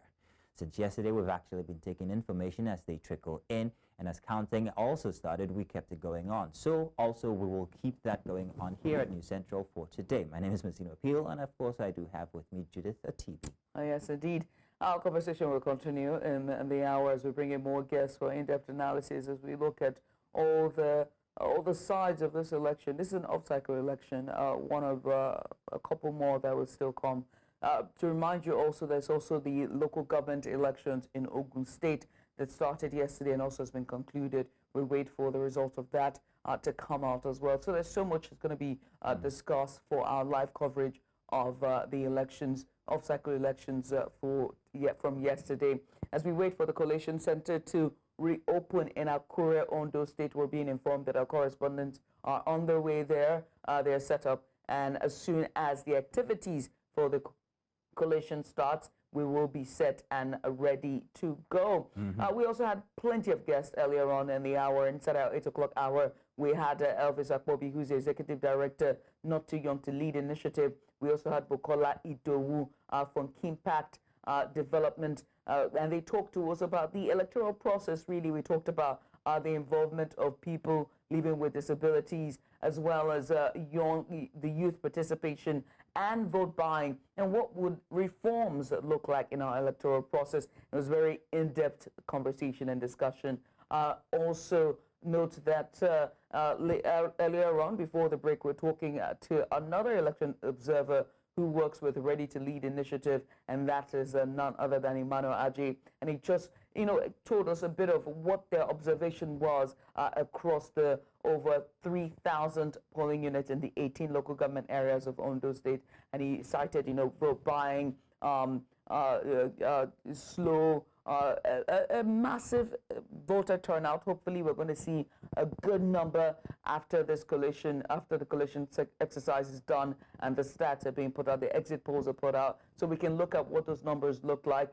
But the observation is not different from what we have seen when Bukola said that. Mazino, what do you think? Well, I would think that until we have final results, absolute final results, we absolutely cannot tell or give a definite scorecard. So we're still looking forward. All the different inputs that we've had from our guests, it's just a kaleidoscope of experience, let's put it that way, guests and also reporters that we always have from before actual results. So let's wait and see when the collation centers come on, and we'll be giving definitive numbers, definitive definitions for everything that's transpired from before the elections to the elections, the voting yesterday, and then today the collation. But I also wanted to put something side by side with each other. While in Ogun State they are undergoing local government elections, it gives us an opportunity to actually, Judith, look at the efforts and processes between INEC and the state bodies for elections. No, in this case, the Ogun State Independent Electoral. That is David and Goliath. I agree with you, but it's very interesting because from Bennett's report for yesterday, if you were actually watching on TV, you'd see that there was plenty of instances of processes breaking down. So you have to ask from the national level to the state level, how these processes, whether there is a sort of process format that is being followed, or a template that's being followed that can ensure that these processes are without interference from whoever wants to take advantage, any parties that want to take advantage of it. There was most of the cases were regarding breaking down of processes when it comes to transporting of material, or even from the election units and stuff and the things like that. My apologies. Looking at the side by side, while we are giving INEC, it would seem, some very good marks, not pass marks, but better marks from progressively getting better and better. For the state processes, it seems to be going in reverse. And that kind of raised a concern. I'm hoping that when we have Bernard here on today, because he'll be joining us to talk about the Ogun State instance with the local government elections, he'll give us better definition of exactly what these broken down processes were from yesterday. So stay tuned, and you'll be hearing on that one very soon. And I mean, so there are two things I took away from what you said regarding Ogun State Independent Electoral Commission, and that is that there was slow arrival of materials, and also the processes seem to be very slow. Salient points valid reason for concern, or they are no different from INEC, if that makes any sense. We've also seen in Edo and also from the last election cycle, late arrival of, basically logistic issues. Logistical issues that were. And they keep claiming over and over again that they don't know the terrain of Nigeria, and they don't know the places as they are outsiders coming in to conduct the elections. And so they have to use the transportation apparatus that's on the ground, and in this case, the NURTW. And so, very safe. Sarcasm. There we go. And so, as we talk about, as we're going in, after this off-election cycle is over and the electoral reforms conversation comes on the table again, I hope that, and I pray that the stakeholders that are watching and listening start to understand that a breakdown of processes means a hole in our democratic system. You know, a breakdown of the simple things that should make it easy means that our democracy is not as steady as it ought to be, you know. And we are a beacon. We are the commercial hub. Nigeria is a commercial hub of West Africa. You know, we are the giant of West Africa, whether we like it or not. And other countries look to us for some level of, you know, semblance of normalcy. And when that system is, when we're having technical glitches and issues such as this that should be fine-tuned, then there's a problem. No. You know, so yeah. Did you call us a giant of Africa? The giant of West Africa, the sleeping giant, more like. But I'm still patriotic when it comes to Nigeria in any case, and I think that these are issues that we can actually... No, this patriotic cloth that you're wearing, I hope you take it off after the end of the show. Oh, no, I keep it on always. Oh, it's actually quite renewed, and I'm going with new hope, quite frankly. I'm hoping that somewhere along the line things change and that the youth actually take over most of the processes, and we can see that happening in terms of advocacy from before the election. Within the election, we see that participation. We had that discussion here today. However, when it comes to governance, that they are not included is the problem. That's just it. That's my submission. You know, everything we'll be discussing today. No, youth, for youth, I'm going to give them I will say something that I noted from Mr. Edo's analysis, by the way, that he cut us out, you and I, from being youth. I'm so sorry. I think I actually just mentioned a little detail I shouldn't have mentioned. Let's take a short break, and when we come back inside the ballot, we're still covering the Ondo elections as we're waiting for the collation of results, and we'll be bringing that to you live here on News Central. We'll be back. Welcome again. Still day 2 here, live coverage for the Ondo State Gubernatorial Elections. Votes have been cast and now they're being collated and results anticipated. It's crucial to reflect on what brought us to this very point, namely the governance of Ondo State over the last 4 years. What has been achieved, what challenges remain, and most importantly, how has the performance of the current administration shaped voter expectations and also the decisions during the election? And so joining us to help us unpack these issues and also answer these pertinent questions, well, we have 2 distinguished guests. We're going to be joined by the first one in due course. But in the meantime, Ajayi Ologun, he joins us as a media entrepreneur and general manager of Melody FM. Ajayi, many thanks for joining us again this morning. At this point, you are a cast of the team. Third host for the ballot. You're welcome. Good morning. Good morning to you. Let's get started, right? You are connected, deeply connected to the media, and so you understand, you know, public sentiment.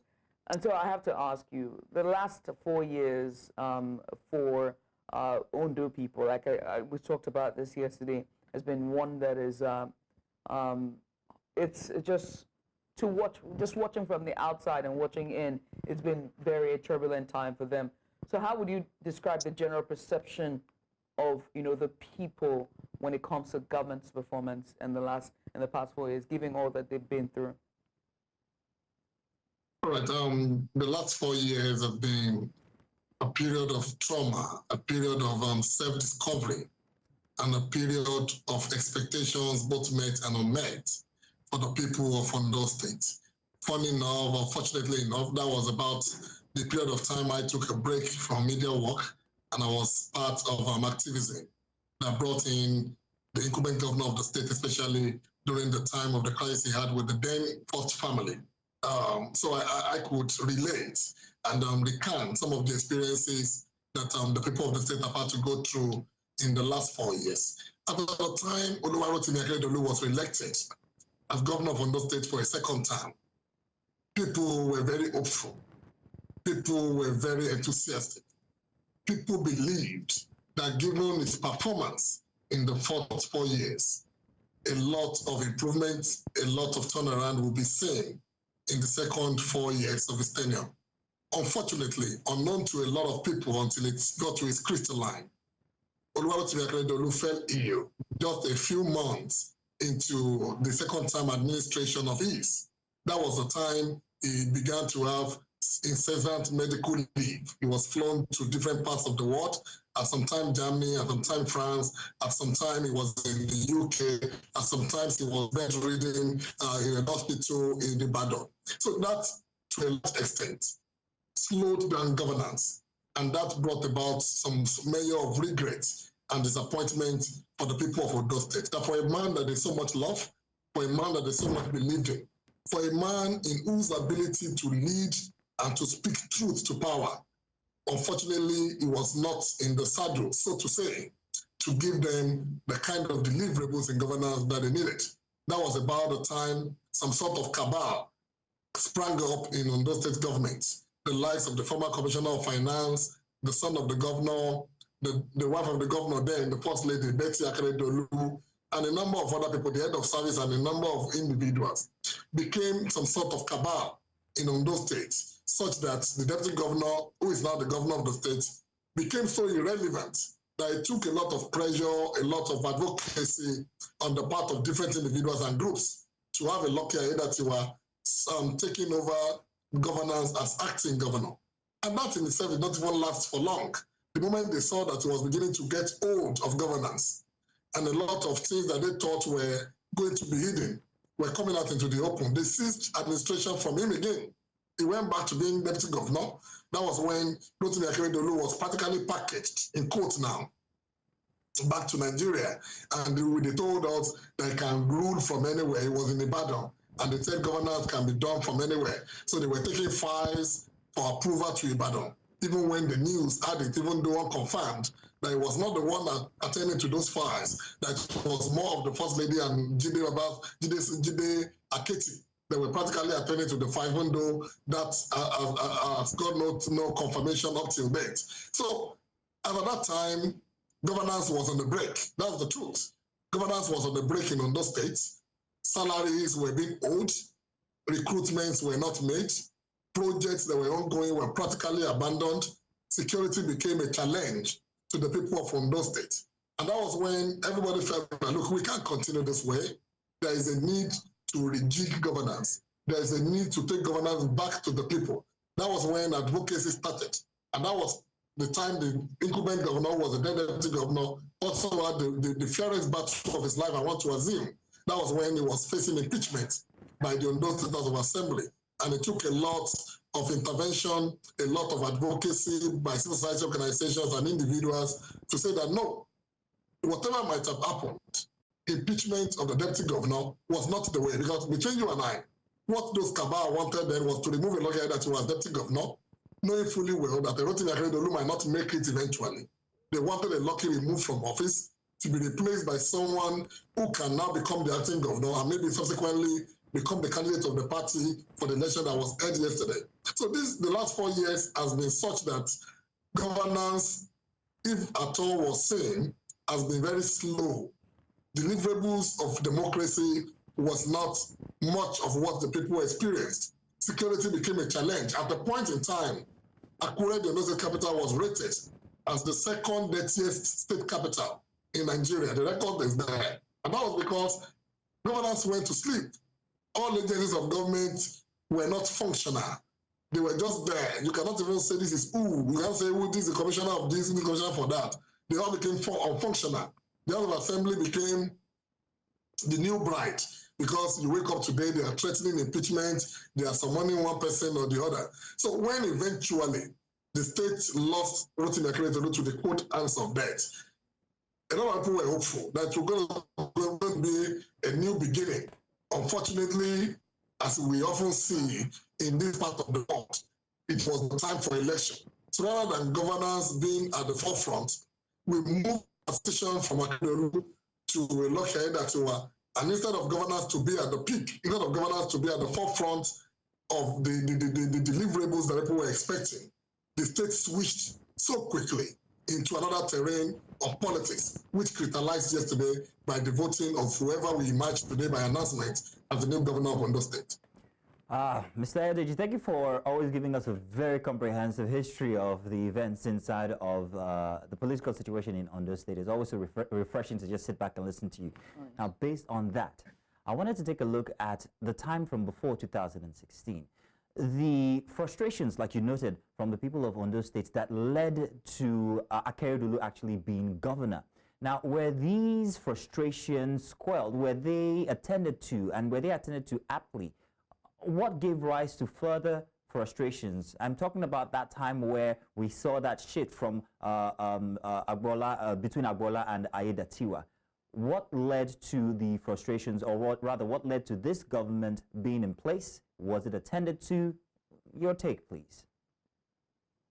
Well, I can tell you, just like I said yesterday on your program, maybe sometimes Yorubas will say Orúkọ Ọmọ, that means sometimes you are a product of the name by which you are called.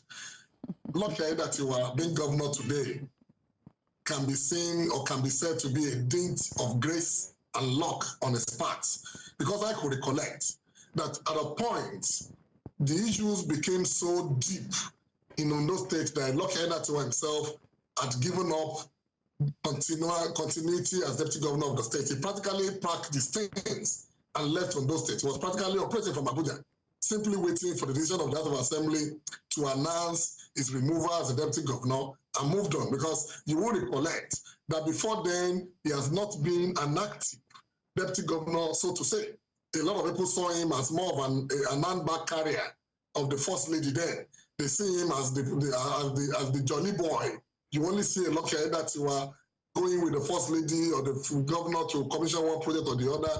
You see him at Ajayi Beach enjoying himself swimming. You see him at parties. You see him at events of the youth. So not so many people of Ondo State saw Lucky Aiyedatiwa as one deputy governor to so much be rated. So when it got to the point where he was to be removed as deputy governor, maybe apart from dint of grace and luck on his part, he would have been removed, and the rest will have been history. Because if he were removed as deputy governor, perhaps we would not be having a Lucky Aiyedatiwa even on the ballot yesterday. So at that time, there were points to be proven. And Ajayi, who was removed as deputy governor in the first term of Rotimi Akeredolu, wanted the people of Ondo State to see the Rotimi Akeredolu family as a problem. He wanted to see that it was not a problem as at the time he was removed. So him and his own co-travelers were rooting to have the first family painted in the light that he wanted people to see, so that his removal can be regretted. People of the state can begin to see, oh, maybe Agboola was not a problem. Perhaps it was Lucky, it was Rotimi Akeredolu himself or the family. That was on the side. Then the other group, particularly the family of the late governor, that is talking about Judith and the first lady, Beth Akeredolu, wanted the Lucky Aiyedatiwa to be seen as inconsequential. At the time that he was deputy governor, the official residence of the deputy governor was occupied by a Judith Akeredolu, who is nothing but the first son of the family. The son of the governor, was occupying the official quarters of the deputy governor, and the deputy governor was operating from his personal residence in Alagbaka. Then there was that other third block of politicians, ably led as a then by the Commissioner of Finance, Akure, who is from Ileoluji in Ondo State. That camp wanted a new order. They probably knew, let me not assume, but they probably knew that the time of Rotimi Akeredolu was numbered. They knew that he might not make it out of the INEC at that time. So all they were doing was to keep the record of the health condition of Rotimi Akeredolu private and kept away from the people, so that they can succeed in removing a Lucky Aiyedatiwa to create a new order. That we have one of them as the new deputy governor, or the possibility of one of them becoming the candidate of the party subsequently to have filmed the ticket of the party in the election that was held yesterday. So we had these three blocks of people to contend with. And the frustration was on the people, because majority of the people from those states were not involved in these shenanigans. Majority of the people from those states have no business with these three kinds that I've described. All they wanted was just delivery of good governance. Okay, now, Mr. Aiyedatiwa, now, on that note, you've just described a very interesting story of a son who wants to remain loyal to a father and the other son who wants to show the people that he's loyal to them by exposing whatever ills they have inside their family. Very, very interesting. However, these are still the same people that are on the ballot boxes, on the ballot papers to be presented to the people. If the people were frustrated with their activities while they were in government as deputy governors, did the people have any choice in who they were presented as candidates from these parties, noting that they had been in office in a lesser capacity in any case, but perhaps still didn't attend to the frustrations of the people? What other choice did the people have? It doesn't, I don't know if you can see the faults that I am trying to raise here. I get your perspective. The people were left with not so much of a choice. And that is because, like I have often said, for as long as the good people take away their mind and their involvement in politics, you have the worst of us leading the rest of us. That is the truth. And it's not just in Ondo State. It happens across board. The people that are involved in politics are less than 50% of the total number of the people of the state. And whether you like it or not, it is that less than 50% of politicians that will decide what is the fate of the rest of the people. If the people had a choice, they probably would have wanted a new order. They probably would have wanted something new, other than the Agboola, Ajayi or Lucky Aiyedatiwa. But they were left with little or no choice, because in the PDP, those who were involved in the politics of that party threw up an Agboola Ajayi through whatever means he emerged. Then those who were the gladiators in the APC, that less than 50% of us that were politicians, they were the ones that were the delegates. They were the ones that were thrown or confronted with the reality of the choice of who the candidate of the party would be. And whether through hook or hook, Lucky Aiyedatiwa emerged as the candidate of the APC, even though it was with a lot of trouble. But one would have thought that if truly the fight against Lucky Aiyedatiwa was based on principle, was based on the interest of the people, was based on the progress and the dynamism that Ondo State is known for, perhaps those individuals who felt Lucky was inconsequential would have left the party to form a third force and present the people of Ondo State with the third option. Unfortunately, they did not. All of them, one way or the other, realigned with a Lucky Aiyedatiwa. And so the people are left with a choice between the devil and the blue sea. In quotes now, so that I will not be saying I'm calling them names. You're doing fine. Now let's implicate the voters. Now we're seeing the numbers that are coming in slowly. They've been bandied about on media, and we're noting that these are the same people that are still championing the numbers. So what does that say of the people themselves who we claim were frustrated of certain governance or systems in governance, but yet are still pushing or voting for these same members that they were complaining about? Look, poverty has been weaponized. The people are poor. The people are hungry. The people are held captive with their own conscience. What politicians have simply done, if you ask me, I'm from Ondo State by birth. By the grace of God, at one point or the other, I've been a political office holder there. So I know the people have been so impoverished, they've been so beaten by poverty that they have been left with no choice other than to have their conscience sold out just for peanuts.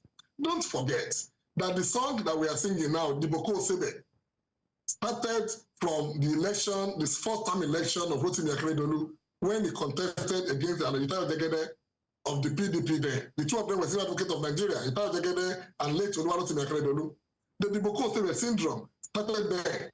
People practically sold their votes for as low as 4,000, 5,000. And instead of that to abate, it continued. I can confirm to you that votes sold for as high as 10,000, 15,000, 20,000 yesterday in Ondo State across political parties. So it became the case of the highest bidder. The people wanted survivor, which is the first rule of life. No matter how good you are, the first rule of the first rule of life is survivor. So if what will make you to survive is the immediate peanuts that you get to be offered, then you have no choice in most cases than to take it just to survive. And that's what played out in Ondo State yesterday. People did not vote because they wanted to vote. And that is why you see the low turnout. As of this morning, the total number of voters that have been returned in that election is still less than 800,000, out of about 1.7 million people that collected PVC. So a lot of people did not come out. And those that came out are either members of one political party or the other, but all that have been influenced by the purchase of their votes with 5,000 or 10,000. So sometimes you cannot blame the people. The political class are smart. They deliberately impoverish the people. They deliberately submit them to hunger. They deliberately poison their souls by needs, by wants rather than what they actually need. So they give them what they want at a particular time and take away their need from them. What is their need? Their need is development, infrastructure, good health care, good roads, cleanliness of the environment. And at the expense of all these, their needs that they are not even aware of, the politicians offer them their want, which is survival. So if you see the people chanting an Agboola Ajayi or chanting the Lucky Aiyedatiwa, it is because they need to survive.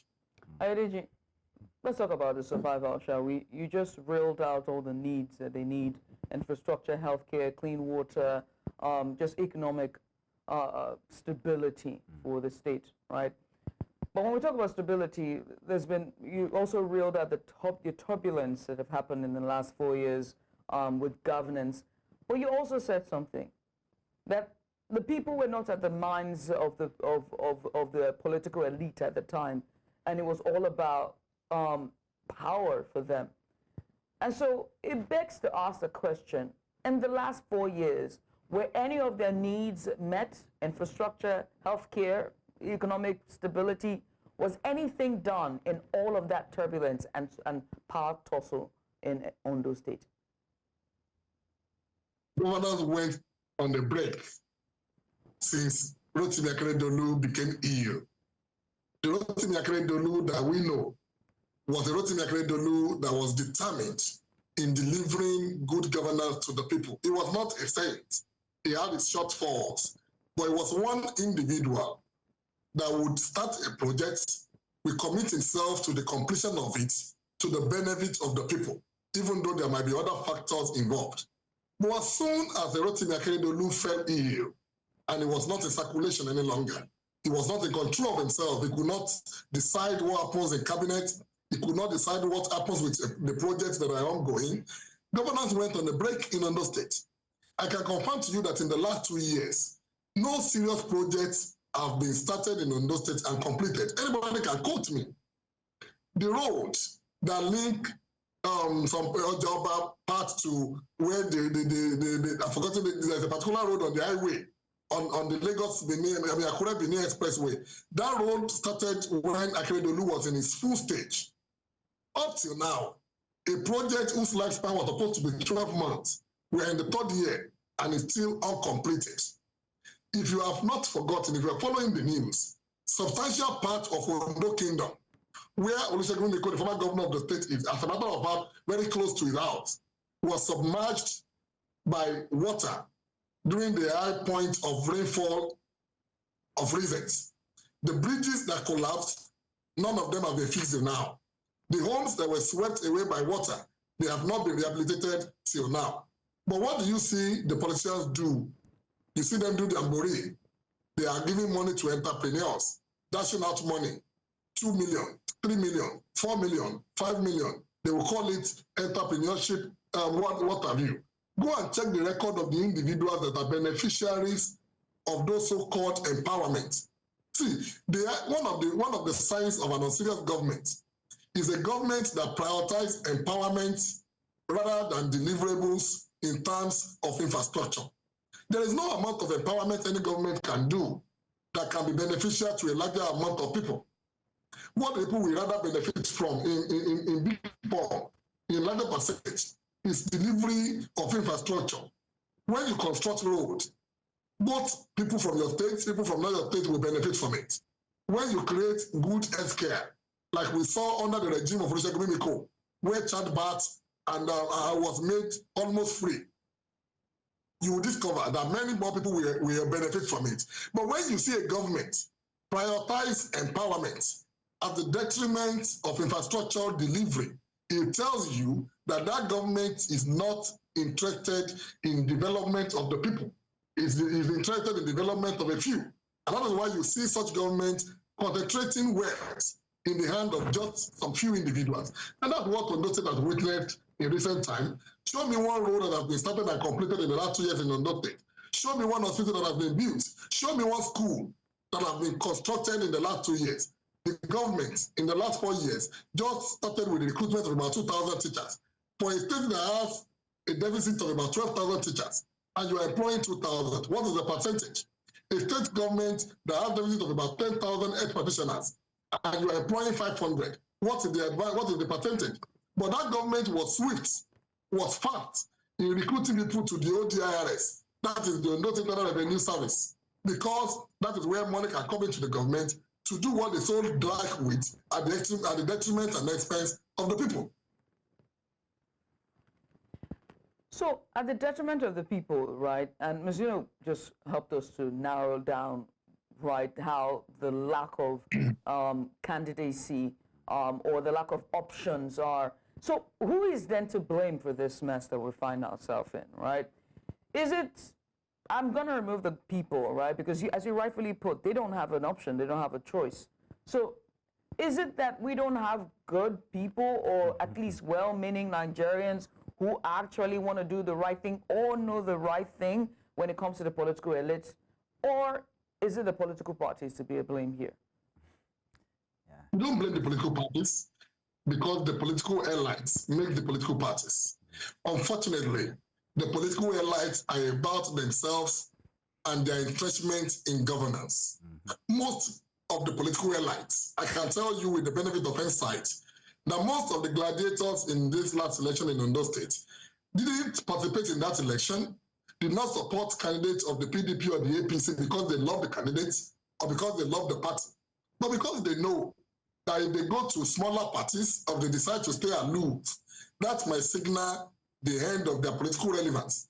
So to stay politically relevant, they are doing what is against their own conscience, what's against their own principle, what's against their own belief. And that is unfortunately the character and the characteristics of the political elites. They are much more interested in being in circulation. They don't want to be unreferenced. They don't want their name to be forgotten. They don't want not to be outside of governance in a period of time. So they do whatever it takes to have themselves in circulation at the detriment of the people. In the last election, it's not that they did not have better options. There were 17 candidates. We had the youngest of them, the candidate of the YPP, someone I know very well. He was student union president of Agboola University in his days. He has been a staff of the DFX for years before he resigned to contest that election. We had an Ebisheni, who is a lawyer, a 4-time commissioner of environment in that state, right from the days of Adefarati to Agagu to Olusegun Mimiko. We had the younger brother of Olusegun Mimiko, Abbas Mimiko, a psychiatric doctor, was in that election. We had an array of other competent individuals. But unfortunately, they could not emerge candidates of the bigger parties. They also do not have what the people want, in quotes now. The people want to be patronized. The people want to fit.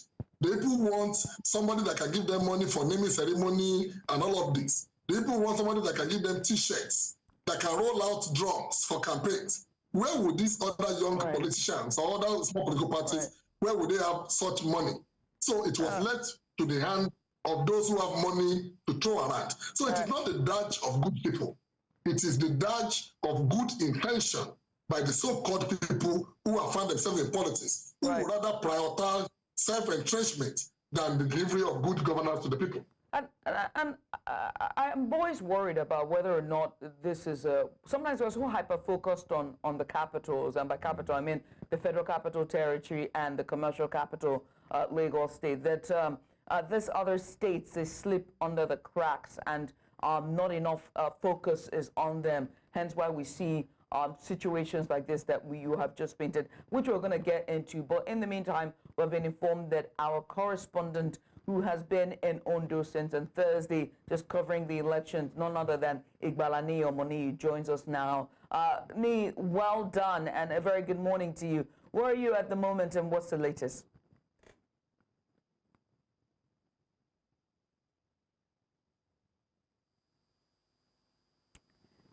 We seem to have lost your audio there. We cannot hear you, Ni.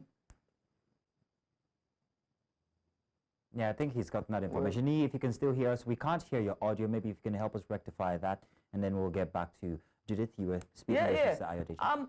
Mr. Aiyedatiwa, if you're still there, whilst we fix his audio there, I would just like for us to talk about basically where this issue lies, you know, and when it comes to deliverance of good governance and the dividends of governance to the grassroots. We've always put local government autonomy, but sometimes I believe that the states do not have enough hyper-focus, like the Federal Capital Territory or River State or the other oil-producing state. Not saying that Ondo isn't contributing its quota, but I feel like these other states slip under the cracks, and so turbulence like this can, you know, they don't get enough national attention. That's what I'm trying to say. What do you make of this, and do you think that this also aids in the turbulence that we see, so much so that the dividends of democracy doesn't reach the grassroots?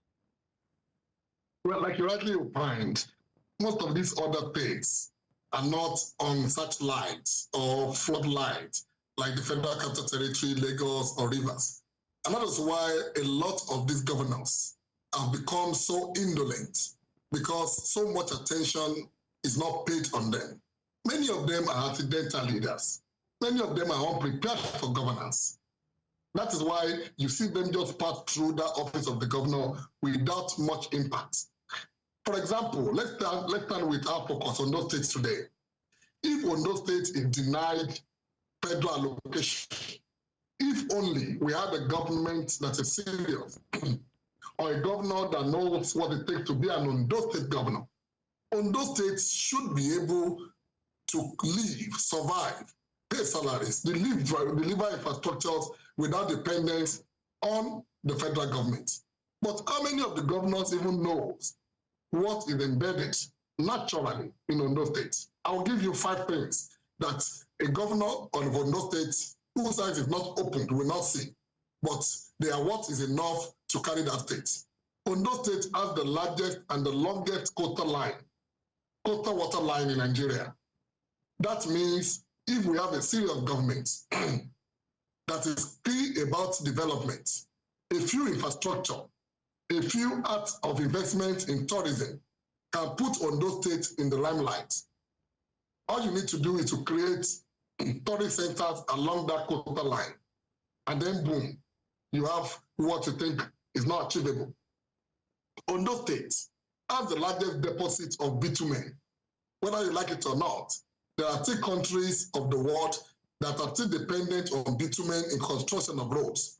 We do not only have the largest deposit of bitumen across the world, we also have such bitumen of the highest quality.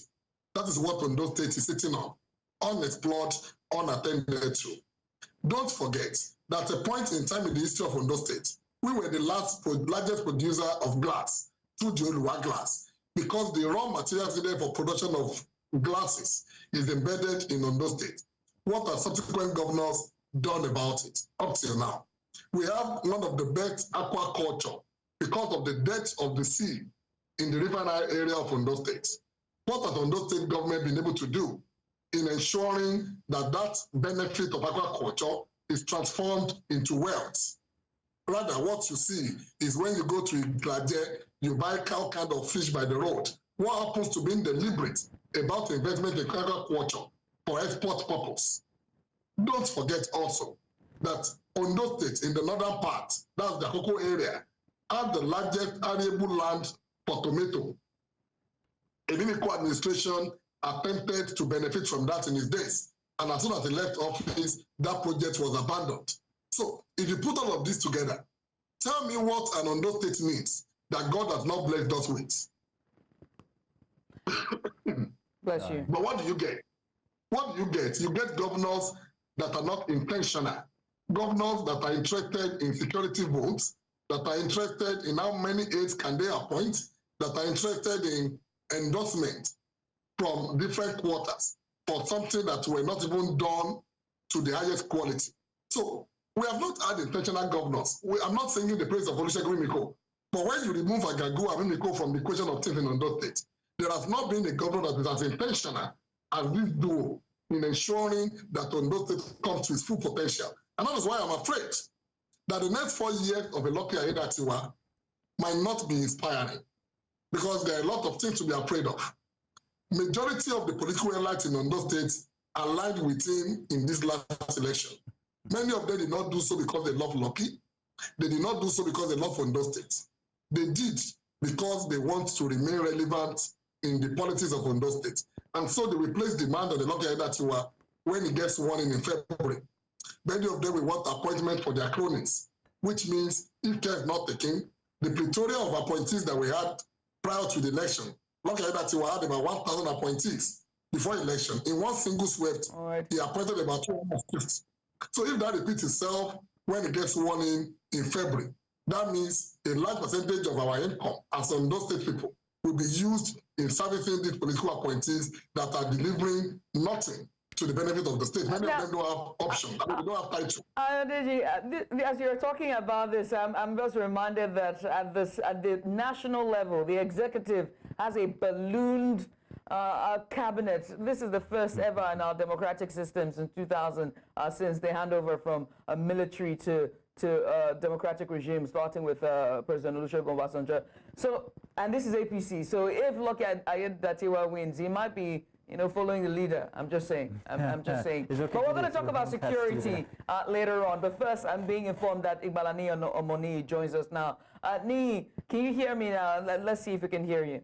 Yes, I can hear you clearly, Judith. Fantastic. Good morning, Mazino. Ni, where are you and what's the latest with you? Okay, we're just a few blocks away from the INEC office. We had to come out, although we just came up with our camera because we still needed to hold down our position there for displacement and all. But for now, we can tell you that 15 out of the 18 local government results are out, and the way it's looking, the incumbents, the ruling party, seems to be in the lead out of 18 so far. They've held on to 13 with a major landslide, and you would come to wonder, because when you come to the when we were at most of the polling units yesterday, you see crowds. I was mentioning it right yesterday that you see crowd of people there, some chanting names of various candidates, even the main opposition party. But when results come out of these places, you see a different result. Yeah, it could interpret a lot of things, and those are the questions that people also keep asking. It's not to say, oh, INEC has not done its job or not, but you will start wondering that, oh, were these the things you saw on ground, and is it tallying with what you are having right now? Although we don't have access to, as I said, we didn't cover all the polling units, so we can't really tell you that, oh, from 5 polling units from here, this is the candidate that was leading. But from what we're able to check on the IRF portal ourselves, from the upload of various polling units, we already saw this coming. The incumbent and the ruling party was already taking the lead. We are just expecting 3 more local governments, which is Odigbo, Ilaje, which is the local government of the incumbent governor, and Eseldo, which is the local government of the main opposition candidates. For now, residents, I wouldn't say uninspired. The people who are happy are happy. We've not been able to speak with much because we were actually at the INEC office throughout the night. In fact, as you can see, my face is swollen. We barely got any sleep. But from the few ones we were able to speak to, just have a chat with, some were okay. They were ready to give the incumbent governor a chance to do his thing. Others were also concerned that, not concerned basically because it's about the incumbent, concerned that the party is in power, knowing what the party and what Nigeria is going through currently and what Nigerians are going through currently. So I think that translates to how they see the party. But as it's looking now, it's looking as if the incumbent might return back to office. But we'll wait for the declaration of INEC to have that solidify. I would also like to mention the very, very big voter apathy from the results that were reeled out. You will see places where we have registered voters of over 300,000 and you will see accredited voter of just 30-something thousand, and it's quite concerning. A lot of people didn't come out to vote, even although when we got to some of this polling unit, we could see some crowd, but those crowds do not amount to the number of people who had registered to vote in the first place. And that raises another concern. Is it that people are not enthused to vote, or is it that people are already giving up, that they already say, oh, this is the person that will win? Now, these are the concerns, and these are some of the things we are going to ask residents, even electorates, when we go back to town, to get their views on this. Did you come out to vote? And if you did, what was the process like for you? Sample opinions, do a survey and see if out of 10 people actually came out, or if out of 10 people just one person came out, because the numbers are showing very, very big voter apathy. So that's the information I have for you right now, Judith. Indeed, you've done a good work putting yourself together this morning, because we can't tell that you've had no sleep while you were at the INEC office, so congratulations on that one. Now, please, can you, however, describe exactly what it was like at the INEC office overnight? What kind of people were there? Were they party faithfuls? Were they voters from the different polling units? Or were they... What kind of people exactly were at the INEC office all night last night? Okay, they were the REC official, the commissioner of police, party agents, one each, because they were screening before the collation actually started. One party agent representing, I think I could identify about 5 political parties there, the APC, the PDP. I think I saw one from NNPP or SDP, yes, because they had to introduce themselves before the collation started. We also have representatives from NSCDC. We had representatives from iSense. iSense is a group that covers various security agencies that handle different part of irregularities or even protection during election. EFCC was also duly represented. Then, of course, the media was there to also pick it live. So those were the people I could see. And observers also were there. A lot of observers were there from South Africa, from various organizations were there to also monitor the process. And when we started, we were supposed to start around 11, but it was pushed over to around past 12. The first, I think 11, if I'm not, 11 local governments were ruled out, and they called for a recess of over 3 hours. We finished around 2:30, and they said we will resume by 5 a.m. this morning, and everybody was wondering, why wait 3 hours to collate just 5 local governments? Because that was what was remaining. 13, they had called 13 at the time. Why wait for 3 hours to call out 5 local governments, and they were not even one of the biggest local governments we are looking at here? And people started asking questions and saying, whispering in the INEC office there, that if these things have been uploaded to the IRF portal, how difficult is it to just get this data? The collation officer coming from each location have this data, come here, read it, and let them collate. But of course, we have to follow due process, or as they will say, the normal we've witnessed in Nigerian election, or the way we rule out information, or the way we rule out our election results. It's like there's a constant thing with vigil. I think they like vigils, because you will see it's a thing over time that our election result is mostly viewed at the dead of the night. Even though at the dead of the night, they don't feel that site has been for ages. At least I've covered the number of elections, and you wonder why. Then when I have this long recess, we were there for 5, only for them to tell us that they were going to reel out just 2, that they were waiting for other local governments like the SLDO, the Odigbo and Ilaje, because they are farther to bring in their results, so they wait till 12. Now that's from 5. From 5 o'clock. They did the announcement for about let's say 30-35 minutes, because it was quite fast.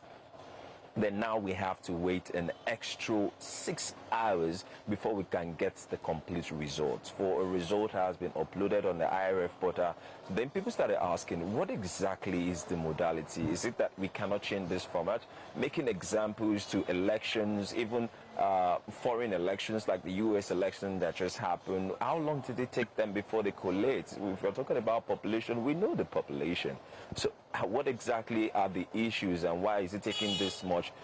The collation has been done at various regional centers, and of course you're just bringing it here to reel it out. So it shouldn't take much time. It should be done at the straight, and it's just 18 local government.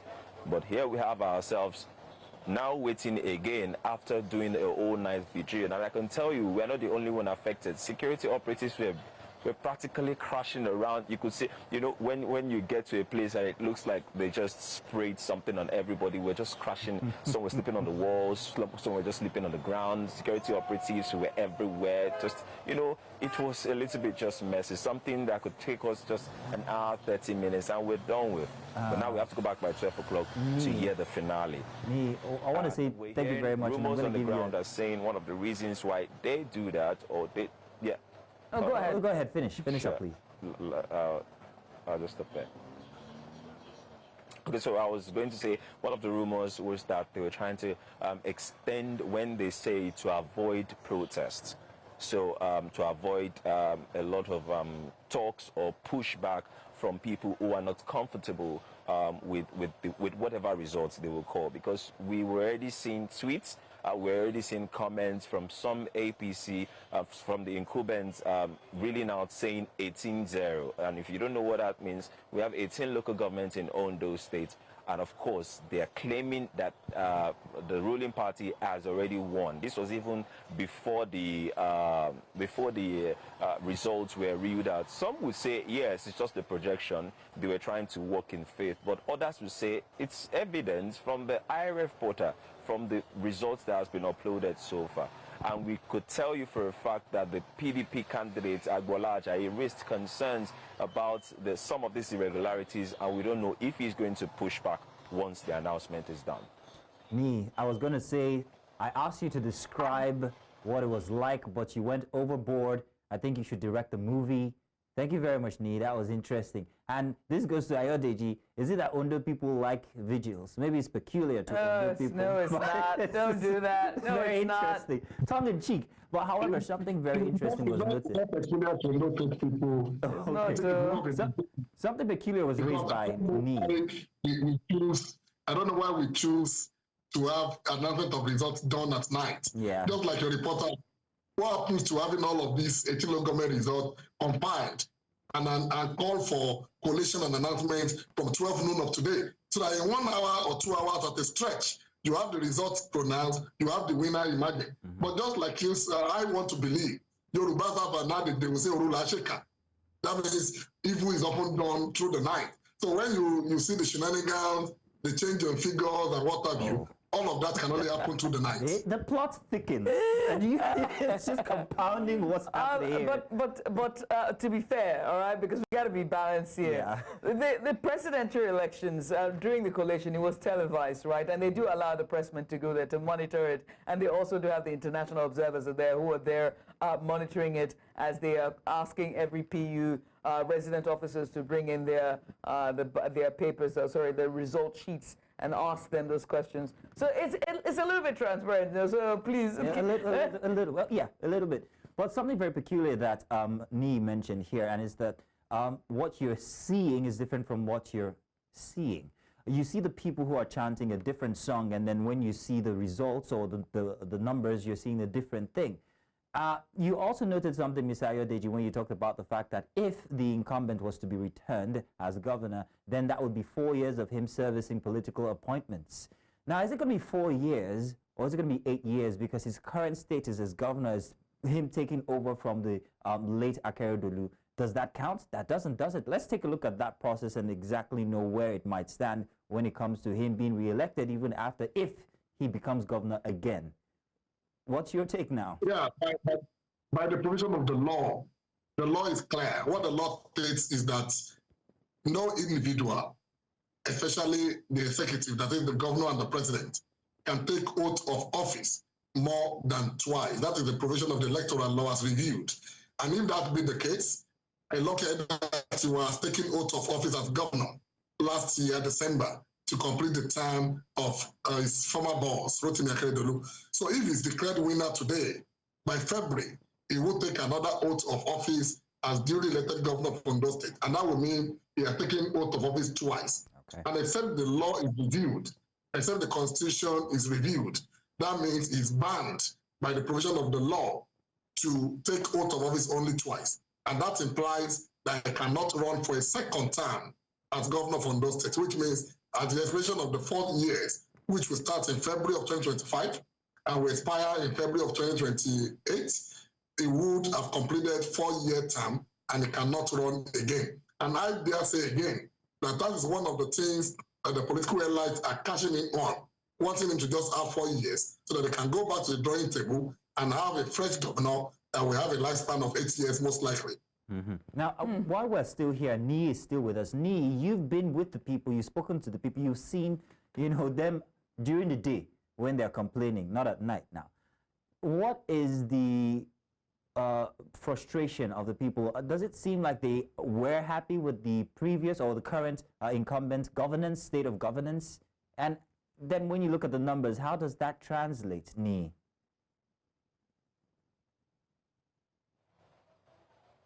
Well, the truth is that I would say a lot of people are on the fence. I can put it that way. Let's not forget that the two major candidates here were former deputy governor of the state. People saw their capacity, and both of them went through almost the same thing, fought impeachment and some other political tussle before they were given a chance. And a lot of people have seen them and understand what they can do. But when you ask a resident of Ondo State, the first thing they will say to you as regards, what's your assessment about Governor Lucky Aiyedatiwa? I'll tell you, it's still quite early. Let's give the man a chance. Nigerians seem to have that as a motto. Let's give him a chance. It's just 10 months. Moreover, it's not like he had all the power at the time when he was deputy governor. Now he's governor. He's doing some few things there. We can't really assess him in a year.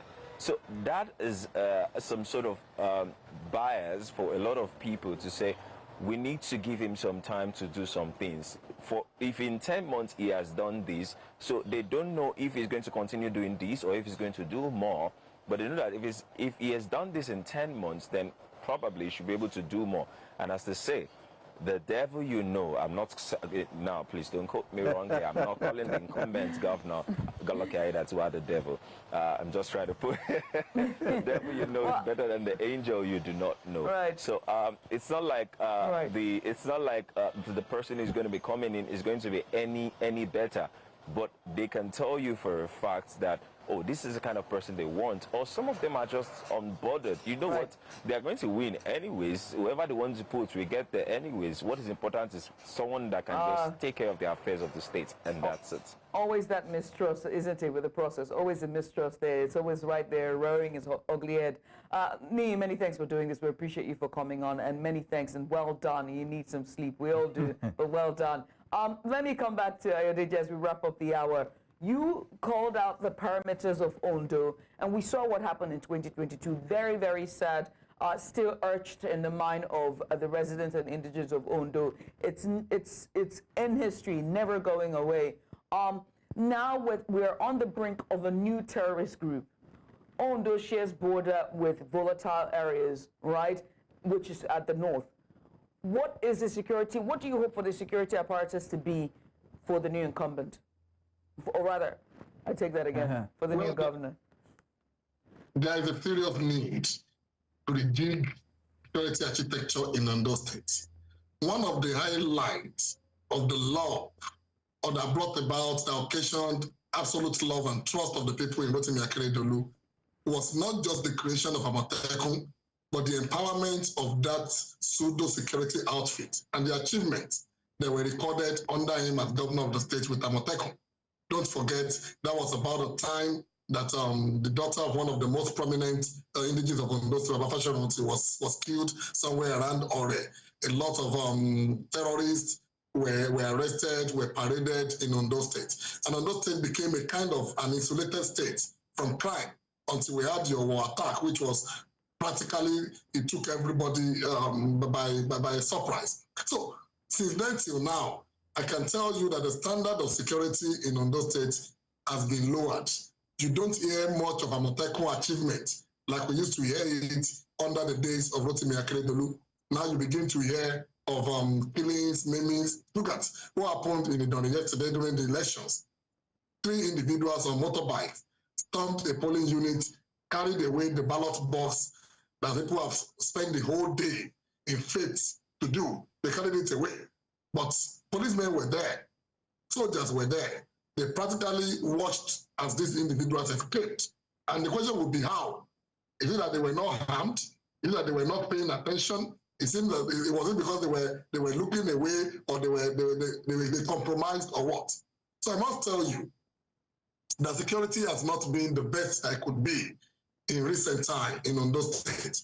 And if the incumbent governor is to continue in office by whatever the declaration of INEC is later today, hopefully, I want to sincerely pray that it will play much premium on securing the lives of the people, knowing fully well that Ondo State shares border with very volatile states like Kogi, like Edo, and we must not take anything for granted.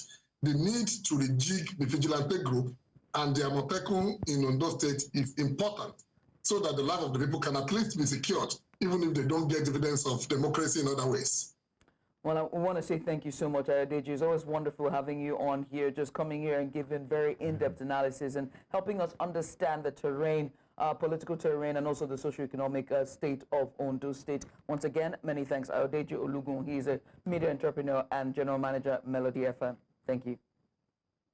Thank you for having me. Thank you for coming on. We're going to a short break now. When we come back, there's still more. We hope that the Collation Centre would have resumed and they wouldn't wait till midnight. Another vigil. There we go. Another vigil. It came right full circle. Judith, we'll be back. Stay tuned.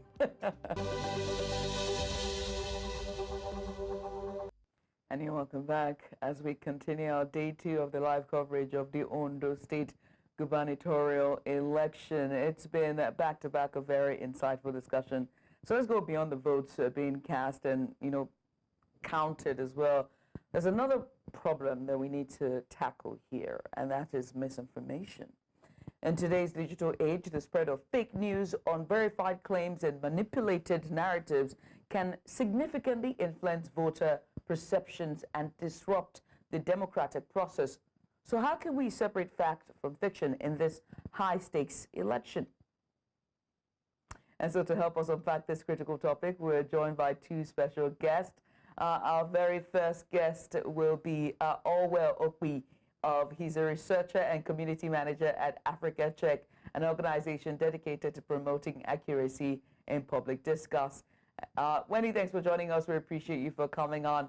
Also joining us is Bernard Akure. He is live all the way from Ogun State, covering, from that, it looks like he's back home. That looks like his living room. Bernard is back home. Bernard, I thought you were supposed to be covering. It's right next door. So yeah, it's right next door. Bernard, welcome on to, we appreciate you for coming on, as well as Orwell. Both of you, a very good morning to you. Let's get started, shall we? And let me start with you, Orwell, and talk about just from observing the elections, what are some of the common types of misinformation you observed in this election cycle, and how did they have any impact in the voting exercise?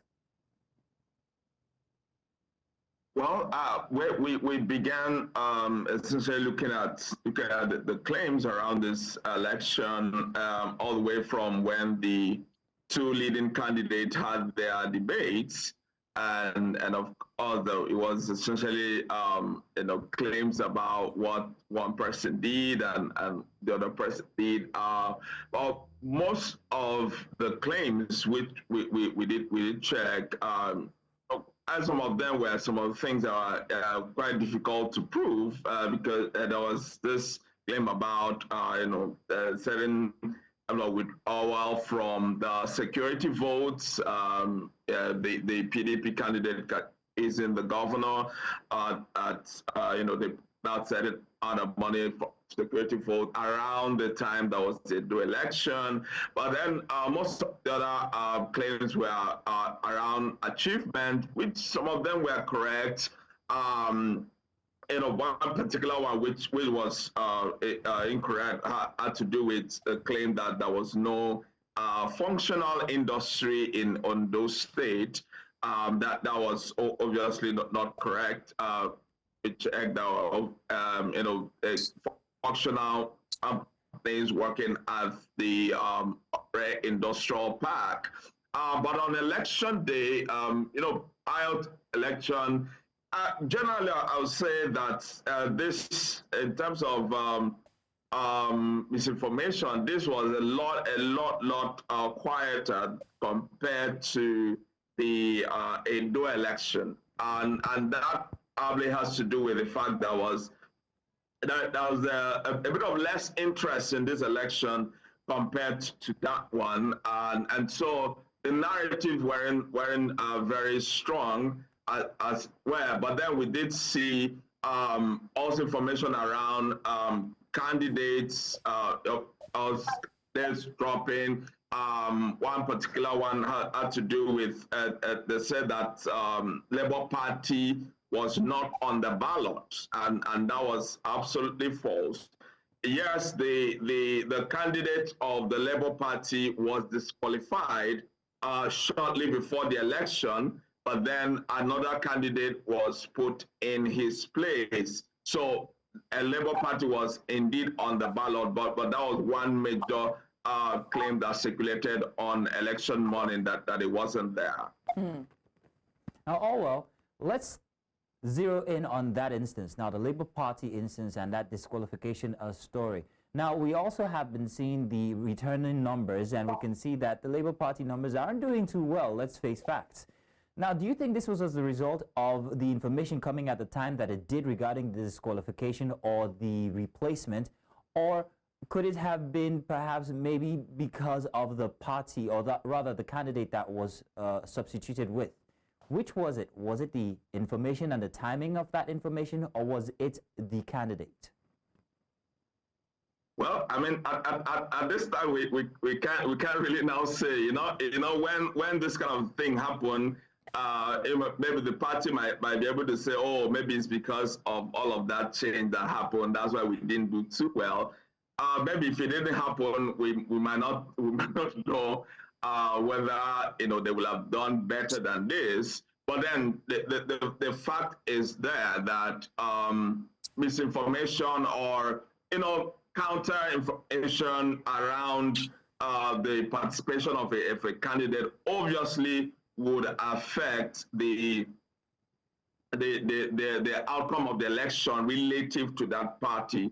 I mean, imagine you had made up your mind to vote for the candidate of the party, only to hear about some hours to the election or just a day to the election that he's no longer the candidate of the party. And then even with the way information circulates, there's also that tendency that there will be doubts about whether it is true or not, and all that. So obviously that would have had a significant effect on whether people were going to vote for Labour Party or not. But the fact that because when the information came out that he had been disqualified, there were people who did not believe it. There were people who were trying to counter that narrative until we did confirm that indeed he was disqualified, and then another candidate had been put there. So, but then some will also go with a narrative that maybe, oh, that then means that Labour Party is no longer participating in this election, and we did that, and that was the narrative that went on with that claim that Labour Party was no longer on the ballot because of that disqualification, and which was very, very untrue, and obviously that will have had impact on people who will have decided to vote for Labour Party. They might just say, okay, maybe let me not vote at all, or maybe let me vote for another party. But many thanks for that. Bernard, you covered the elections, the local government elections yesterday in Ogun State. And from your report, it's there were a lot of breakdowns in the processes which sort of hampered on the election. For the sake of our viewers and those who had not seen that report, just help us reel out some of the things you observed in terms of the breakdown. Thank you again for having me. First of all, we should understand that local government elections are completely different from state government elections or even federal elections, definitely. And that came to play perfectly yesterday. To start with, and I think the most obvious issue that the election had, and even the commission's chairman in a video I saw, because we weren't able to reach him physically while we were in the field, he was also in other parts of the state, he did acknowledge that they had issues with logistics. And that was, as a matter of fact, that alone can make or mar an election. It can make an election successful or completely unsuccessful. As at about 10:25, when we got to one of the local government secretariats, materials were just leaving. So at 10:25 a.m., we still had Electoral. A returning officer giving instructions to electoral officers. We still had vehicles in that particular premises just getting ready to move out. And just as I predicted in my very first live report from yesterday, if as at that time the electoral materials had not left that premises, the ripple effect will clearly be felt all across the different polling units and wards in that particular local government. And if the same happened across other local governments, then we'll be expecting the same results. Lo and behold, we did go out and that was the same thing. If you saw my report, you'll see there were certain places where people who already had been told to come early arrived as early as 7:30 a.m. and had to wait till 11:22 a.m. before some of them could start voting. Some people sent us videos, onto our X handle, that's News Central, where some people had to leave the polling units. According to one of the videos I saw, people claimed that as late as 3 p.m., they still hadn't voted. And so they had to leave. Now that was one. Secondly, one of the polling units we visited, one gentleman who I interviewed there, and it was in my report as well, said that when the ballot papers, the materials came, the ballot papers were being counted, and there were just about 100 pieces, 100 ballot papers in the booklet that was brought. However, the people who were registered in that unit were close to 1,000 or over 1,000. Now, in his words, just about 10%. Of the numbers, of the total numbers of people who were registered is what they had as ballot sheets to vote with. So even if people don't show up, even if voter apathy was high, which is another thing that we'll talk about maybe, it still is no reason, for them not to have the right number. As a matter of fact, a little bit over the number of registered voters in every, have over the number of voting sheets should be either the right number or slightly over the number of registered voters in each particular polling unit or ward. So that if anything goes wrong, you have more ballot papers to work with as regards having way less ballot papers than the candidates who are, or rather than the people who are supposed to vote. So among that and several other reasons, but basically those two were the most pressing ones that we saw. But the most pressing issue was the delay and the lateness of the movement of materials across the state. And for a state independent electoral commission, right? INEC is a completely different conversation, but the state is run by, it's an independent electoral commission run by the state government, and they did have ample time to prepare. And so one begs to ask the question, in this breakdown, who does it indict, INEC or the state government? And what does it say about the preparedness for whether or not they can be able to handle local government elections? I think in this case, of course, the blame should go to the state. First of all, to the State Electoral Commission, which of course is under the state government itself. So the Electoral Commission of the state should have handled their business properly. I saw a video where the chairman of the Electoral Commission came out apologizing, stating that yes, they can confirm that they had logistical issues in his words, but that so far so good. It was a very peaceful election. Yes, it was peaceful, but that clip you're seeing right there is where the lady was counting the sheets, and the gentleman complained that it was just about 100 sheets they had there as regards about 1,000 people who were registered, in that area. So yeah, the blame should, I believe, go to the doorstep of the Electoral Commission of the state, and then in relation to that, also go to the state government. And then, which brings me to the next thing you said concerning INEC. Now, there was another gentleman who completely wanted to be anonymous in our reports, and he said perhaps it's time, of course these conversations are ongoing already, but that perhaps it's time to ask INEC, the national body, to wade into local government election matters, and simply because, again, when it comes to local government election, it's controlled by the state, so the state can do or undo when it comes to local government election. I remember that we're still having the conversation about local government autonomy. So if local government autonomy is going to be a thing, if local governments are going to be able to control their funds by themselves, then there should be cause for concern, because like it or not, the state still has some kind of power when it comes to elections concerning local government. So yes, maybe now is the time to lift the volume of our voices concerning having INEC wade into local government elections, so that certain issues like the ones we saw yesterday will completely be avoided. And then again, we know that INEC has the robustness, has the ability, probably has the budget, the size, the staffing, to control such kind of issues should they arise. So yes, again, maybe it's time we invite INEC. Maybe it's time that our voices get louder. Maybe it's time that INEC actually does either completely take charge or be, part participant when it comes to local government elections. Bernard, I'm going to talk about voter apathy now, which you raised. Yes, we're going to talk about it. And I'm going to bridge this between you and Mr. Orwell here when it comes to information or misinformation. Let's look at voter apathy and voter education. The apathy that was witnessed yesterday in Ondo State, do you think that it was because of the fact that perhaps maybe people were just disenfranchised, or did they even know how much of a toll they hold when it comes to the governance, especially from the local government level? If politics in Nigeria is run from the grassroots level, then you would think that there would be much more fervor, much more interest in the local government level of politics, but we see that that is not the case.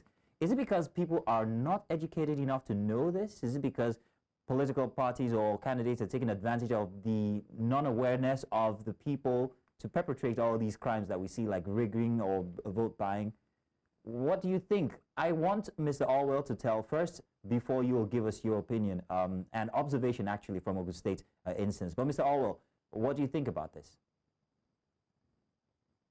Well, I think voter apathy generally is, one of the reasons will be also, the perception that people have about elections, right? About, whether it's even worth it to go out there to vote on election day, because if there's a narrative, there's the understanding that, maybe no matter what we do, no matter whether we go out to vote or not, at the end of the day, they are going to rig the election. They are going to, our vote is not going to count. Then obviously a lot of people might just, I think I just take the day to rest at home and not bother to go out. So. The perception of the citizens about the electoral process is a major factor, and if we are going to begin to repair that, then we need to really look at how narratives around elections go, and also, of course, in the midst of it, deal with the disinformation that goes along with it. Because whether no matter how you want to manipulate election, one major way is to control the narratives that around it, and which then influences the voters. And then one of the outcomes, one of the sums of that is that people might just decide not to vote, and that's why we keep having a voter party. And really, if you look at the trend, it just seems, even though a lot more people are getting more aware of election, but it seems the apathy seems also to be on the increase. But it's something that needs to be looked at, even from the national level. I was looking at really how to ramp up voter education to ensure that people actually know why they should go out to vote in the first place, and then everyone involved do what they need to do, so that at least let be that people just feel that the process is not worth it, and so there's no need to go out and vote. Now, Bernard, from your observation yesterday in Ogun State, was the apathy caused by a lack of interest or a lack of information? I think it was a bit of both, and I also like to agree with what Orwell said. I'll start with a lack of interest. Clearly, you can tell from many elections we've seen, election in, election out, people are beginning to lose interest. In governance and government matters, basically, or government and governance, matters. Just like Orwell said, there are those who strongly believe that whether or not we come out to vote, the result has been pre-decided. However, it's important because your votes do count. It would be very, very difficult for a party to say they want to rig an election or for results to change if you obviously see that numbers who came out to vote were very high. The people who voted for a certain party were quite large, and people are quite vocal about it. To change such results will be difficult. So whether or not people believe that voting results have been pre-decided, their votes, still matter. Let me use the word matter here, not necessarily count, because that's still argumentative. But their votes still matter. So if you come out in numbers, you have a voice to start with. They say if you don't buy the ticket, you can't win the lottery. So coming out is the first step. And then talking about information side, yes, I think our people still are not well informed or adequately informed, should I put it that way. On the side of the Electoral Commission, be it state or federal, we have to keep hammering on the reasons why people should vote, hammering on the fact that elections are going to hold, hammering on that elections have consequences. So whether you vote for the right party or the wrong party, there are consequences. Also, if you do not vote, you have made a choice already, and there are consequences. Now, I'm also going to step away from the electoral commissions, whether state or federal, and come to to the political parties themselves. You owe a duty to your party followers, right? To your supporters, to constantly and continuously and adequately educate them about the elections that are forthcoming, right?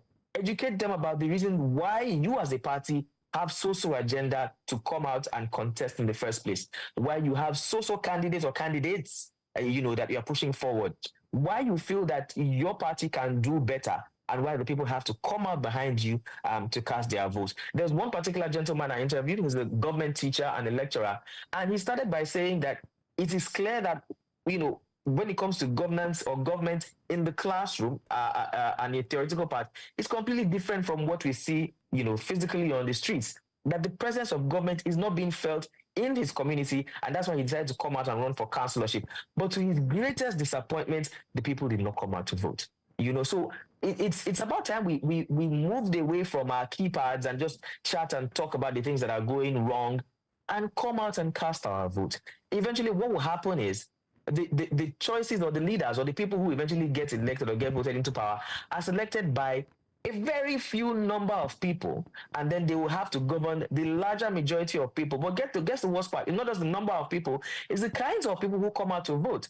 So it's easier to convince the people who are the lower cadre of the society, and forgive me for using that term, but that's the truth, convincing them to come out to vote, encouraging them to come out to vote, and then they come out to vote. Whereas those people who are more educated, probably higher class, higher position, sit behind their keypads, press their phones and complain about what's going wrong, watch what the journalists are putting up on screen, have their voices heard behind the scene, but not coming out to do anything. So again, it's a bit of both.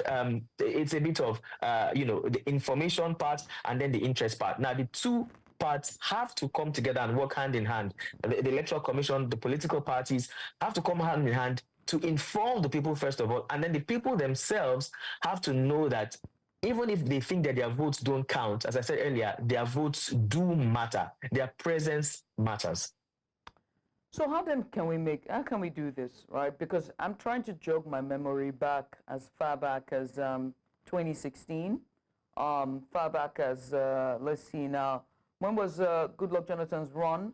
When he was running for office the first time, that would be 2013, 2012. A long time ago. Correct. In all those times, there were voter education, right? There was amped voter education, and there were CSOs as well as the politicians and those who were running for office who called and asked that Nigerians cast their vote, and we've seen musicians as well and influencers come out to even put songs to ask you to cast your vote.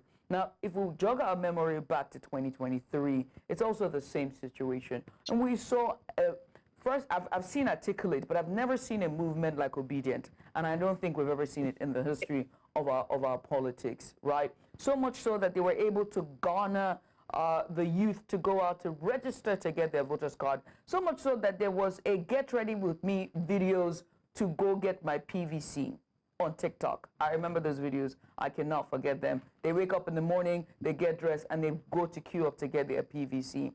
And so what would it take to actually see that shift in mindset that we want to see in our time? And I'm going to start with you, Orwell, because you are at the CSO and NGO end, and I'll take it to Bernard. All right. I mean, it's still boils down to of the information, the narrative that is out there.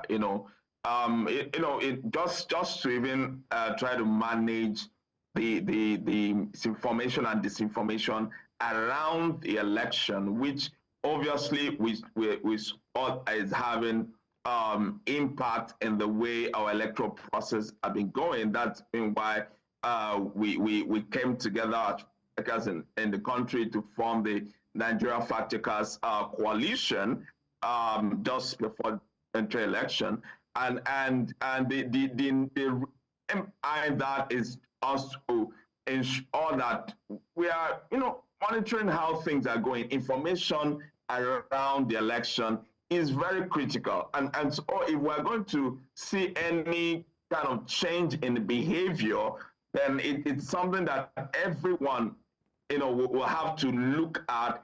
How do we communicate around these elections, right? I mean, you about the obedience, the different movements that around the election. I mean, their success was based on the level of information they were able to push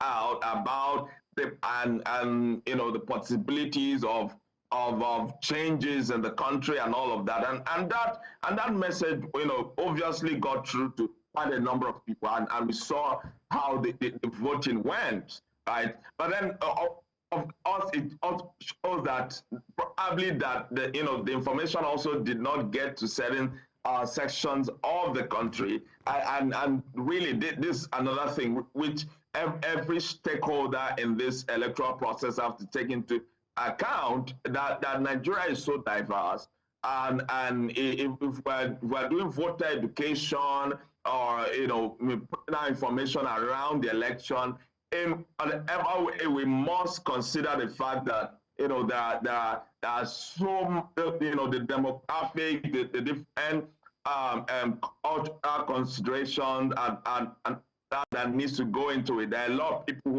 who are illiterate, and a lot of people who need to be read in their local languages and all of that. And then of course, considering different geopolitical zones and all that, it has to be a very holistic approach to really put out the information that appeals to every segment of our society as a country, and to begin to get people to even have the interest, right, to come out to vote, and then also ensure that narratives around the election, which could influence people negatively, are curtailed, and it's not something that fact checkers or journalists can do alone. The electoral body themselves, the politicians, the political parties, everyone must come together to make it happen. Because if you have a situation where some stakeholders are actively pushing disinformation, actively pushing false narrative, that obviously will be counter whatever impact that we're trying to make. Then you'll see that whatever effort that is put into ensure that people are aware of their rights to vote and the need for them to come out to vote, it's that effort is sort of counteracted by other stakeholders who are completely out to push the opposite well, we are having choppy network direction. So we have to get the electoral process to work, right? And then everyone, begin to caution themselves about how they communicate around. Right, Bennett, if you want to reply to that question. Yes, definitely. Well, I agree with what Orwell has said. I want to add something there now. Just like what you said, Judith, the last elections, we did see, we saw a huge use of social media. We saw people coming out, we saw influencers, recording, themselves coming out to pick their PVCs, coming out to vote and all of that. However, here's something that happened. Now, even in Lagos here, we saw that in some places where people actually tried to go out to vote or even to get their PVCs, people were attacked. People were hurt, people were harmed. And these are things that would deter people from coming out a second time. Not just because that they were, physically affected, but because people who heard them, there was nothing done to those people. Now, there has to be consequences to certain things for people to have the confidence to come back and participate again. It's one thing for people to say that, oh, we were attacked. I mean, remember what happened in the Ajayi area? Remember what happened in some parts of Lekki where ballot boxes were scattered, ballot papers were destroyed, people were physically attacked, and sometimes even with weapons. But the question now is, how many people do you know? I'm throwing this back at you guys. How many people do you know? How many cases have you heard of people being arrested, being arraigned in court for electoral malpractices, for snatching of ballot boxes, for destroying ballot materials? How many of them have been arraigned in court? How many of them have been found guilty and taken to jail? Even when, we have these people's pictures, videos, images circulating social media for years. As they say, the internet never forgets, right? But there's been no justice. And so that's one reason, I think that's one reason why we will continue to see voter apathy, why the numbers will continue to drop and to dwindle. And it was one major concern because people feel, well, first of all, there may be some kind of systemic disenfranchisement, like it or not, such that people who were attacked the last time, they still have those scars on their bodies to remind them of what happened when they came out to vote. However, the people who put those scars on their body have moved on. So there's that unfair treatment. There's the part of the government, the part of the security agencies, the part of the Electoral Commission that still needs to step up in terms of the organization of elections so that people will have confidence in the system. And that's one thing that is seriously lacking. It is when there's confidence in the system that people can decide to come back after 4 years or after 2 years, or after how many years as the case may be, to say, let's go again, even if we lost the last time, even if our candidate lost the last time, even if we came so close and just lost by a hair's breadth. But we can do it again this time, knowing that if people attack us, they will be apprehended, prosecuted, and jailed. We're found guilty, knowing that we'll be protected if we have any issues, knowing that there'll be a clear and transparent trail of our votes from when we register to when we cast our vote to when the results are read in the polling units, transferred to wherever they eventually read and published, and then we have a winner selected. So even if a candidate wins or not, we know that there's transparency, we know that there's security, we know that there's a working system. You know, these and many other things put together. I mean, it's a potpourri of so many things. There's the information part, there's the enlightenment part, and then there's a part of all of this put together as well. I think it's when we have a proper system flowing that people will continue to come out regardless of what happens the previous election. They'll continue to come out knowing that at some point their votes may count, at some point their presence would matter, at some point they will be well protected, you know, and every other thing that should be in place will be in place. And if at the end they feel that, you know, their candidate did not win for certain reasons that were funny, they can seek redress, knowing that, still added to this whole topic, that the justice system will take its place and do what is right. And if after the process is done, if their candidate is found worthy, he or she would eventually assume that position. But if he or she is not found worthy and doesn't win based on the results of the court, you know, they can beat their chest and say, yes, we tried, we did the right thing. The evidence is there, the facts are there, and it's time to step back, you know, and brace for the next election. But again, it's a potpourri of so many issues that have to be put together for these things to eventually work. Bernard, I want to say breathe. Solid analysis. You're so talk a lot at this point. Solid analysis. But you've said some very interesting things, very, very accurate actually. The fact is that while people are out there advocating, they can get physically hurt, but nobody ever got physically hurt on social media, which we saw was a very big tool that was used in the 2023 elections. And it wasn't spread across the country in a very, it wasn't paraded across the country. We saw this particularly in certain parts of the country, and the movements that was birthed from it. You talked about the articulates, Judith. I don't think I heard much noise or movement from the articulates like I did from the obedience. Now, noting that information was what drove that movement, and that movement was driven on social media, is this an endemic problem to certain parts of the country? Now, I'm crossing a very fine line here, but if you understand what I'm saying, we don't see that drive when it comes to elections in Ogun State, elections in Ondo State, but we only see it in certain parts of the country or when certain principles are involved. So what gives, Orwell?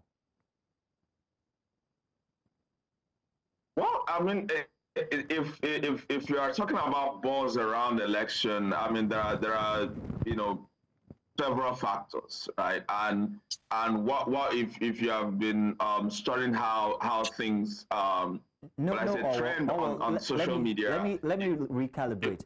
Yes, I am talking about buzz. I'm talking about the movement that social media brings to politics in Nigeria. I'm talking about that new movement, new media movement, and why it doesn't seem to be something that is being utilized in these elections that we've just seen this weekend in Ogun and Ondo State. But with other parties and other principles peculiar to certain parts of the country, we see that this movement is very heavily utilized and effective. So effective that it was a very big competition in the past election. So why don't we see it here in Ogun and Ondo State? Why is there no participation or movement on social media or the use of that tool at all? Because that's where the youth are. Let's get into that, because if you see how those movements go, you see that they are usually around some actors, right? I mean, we can do the analysis, say Edo election versus Ondo election. You realize that there were 3 main candidates in Ondo, and at least 2 of them were very active on social media. I mean, we had Aswe Godalo, we had Olumide Akpata, who had, you know, they were active pushing their narrative on social media, and of course they had, you know, their supporters around them, you know, also pushing those narratives. I think it had to do with those actors. I mean, like, talk about the obedience, you know, just, you know, it gained that popularity, and then there's this mass movement of young people who are utilizing social media to push the narrative of the obedience. So each election, it depends on the characters involved, right, and the issues involved, right. I mean, I remember before, weeks before they do election, the issues around the election trended on X, for instance. I mean, at point Akpata trended, at point as Godalo trended, and all that. And that's because beyond the candidates themselves, there were also other issues, all issues of godfatherism, Adams Oshomole in the mix and all that. So it is all of the actors in the mix in the election that sort of drive the narratives around the election on social media. You say that for Ondo, there wasn't so much of the narrative because I didn't really see much of any of the two major candidates, doing much on social media. And so it was a bit more of, an offline thing which they were doing. So which will not air so much interest on social media. And sometimes these narratives are not even mainly from the people from the states, right? I mean, if it's just left for the citizens of the state or residents of the state, it might not get so much buzz on media. So it means that the candidates involved in the election, the people who are somehow out in some narrative that has national appeal or appeal beyond their locality, and that's where you can have that level of narrative around them on social media. You can have that, a lot of people around it. So the actors are critical, and the issues around the election also determine that. So we didn't see much of that with this Ondo election because a lot of people really outside Ondo were not so much aware that the election was going to happen. Well, this has been sublime. Many thanks for doing this with us. Orwell Okwi, their researcher and community manager for Fact Check Africa. And also joining us was Bernard Akure, our correspondent, who was live on ground in Ogun State covering the local government elections. This has been a very insightful discussion, and we do hope that the key stakeholders are watching and Nigerians are watching. And so when the electoral reforms conversation come back on the table, we'll be able to there'll be a bit of insightful takeout from these conversations to be put on the table when that time comes. But once again, gentlemen, many thanks.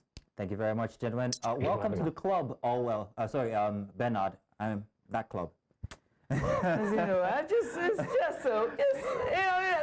Please. Hey.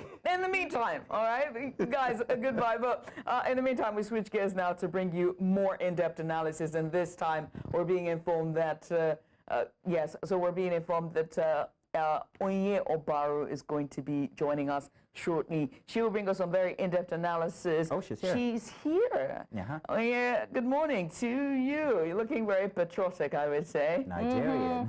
I'm going with the colors with New Central coverage of the Ondo election. So it's all green today. Nice. Well, I'm Barbie. I'm from the Barbie Nation, so forgive me. I will hold back from saying anything because yesterday I didn't go home to a very happy wife. Wow. What? I went home to a happy husband. I know, that's right. She said, I went back home to a good man. Because I was the one doing the complimenting, so I'm not going to be complimenting anybody who's not my wife today. So, Onye, take it away. All right. Thank you so much, Mazino. Thank you, Judith. It's that time to talk numbers once again as we continue the coverage of the Ondo State election, another off-cycle election. Of course, tag the ballot on News Central TV. We'll give you the numbers as they do not lie. The Ondo election, of course, went down yesterday, and we saw a lot of activities go down from different polling units, over 3,000 polling units and 203 wards in Ondo State. But this election cannot go without us seeing hiccups, challenges being faced by electorate, challenges being faced by the ad hoc staffs, and also the observers. So we're here to bring you those challenges that have been noted by electorate, observers, and INEC ad hoc staff. Let's see, of course, the key issues that were faced yesterday while the election process was ongoing in Ondo State. We saw critical ones like some beavers challenges. They say there were a little bit of delays with accreditation of electorates in different polling units, and we're wondering, when are we going to get off this beaver trouble? We've used those beavers. We used them during the 2023 general election. We're hoping that INEC could learn from the challenges faced then, work on them, and maybe have something that's got no hiccups heading into the off-cycle election. Now in November, another off-cycle in Ondo State, we are hearing of the beaver trouble. So beaver's trouble, challenges been faced over there for the election process. Also, accessibility to the PWDs, persons living with disability. Now, this was a bit concerning because out of the 17 candidates for this election, vying for support in this election, one is a person living with disability. Of course, he is going for the governorship seat in the state, and they complained about having poor accessibility to their polling units, and they were not given consideration at all.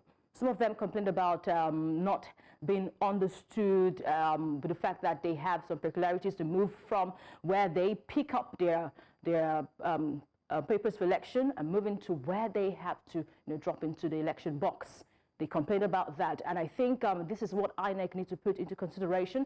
Next time we should take them into consideration, people living with disability. Most of them came out en masse yesterday to come exercise their franchise, but face challenges having to navigate. Some also complained about staircases, being difficult for them to move their wheelchairs or even navigate to where they have to exercise their franchise.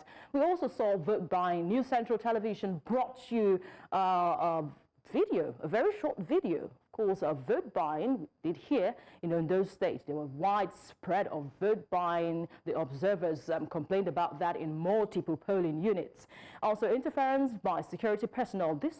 They say they restricted the electorate, that's the election observers, from exercising their duty. Of course, restricting them where they are supposed to have their work done.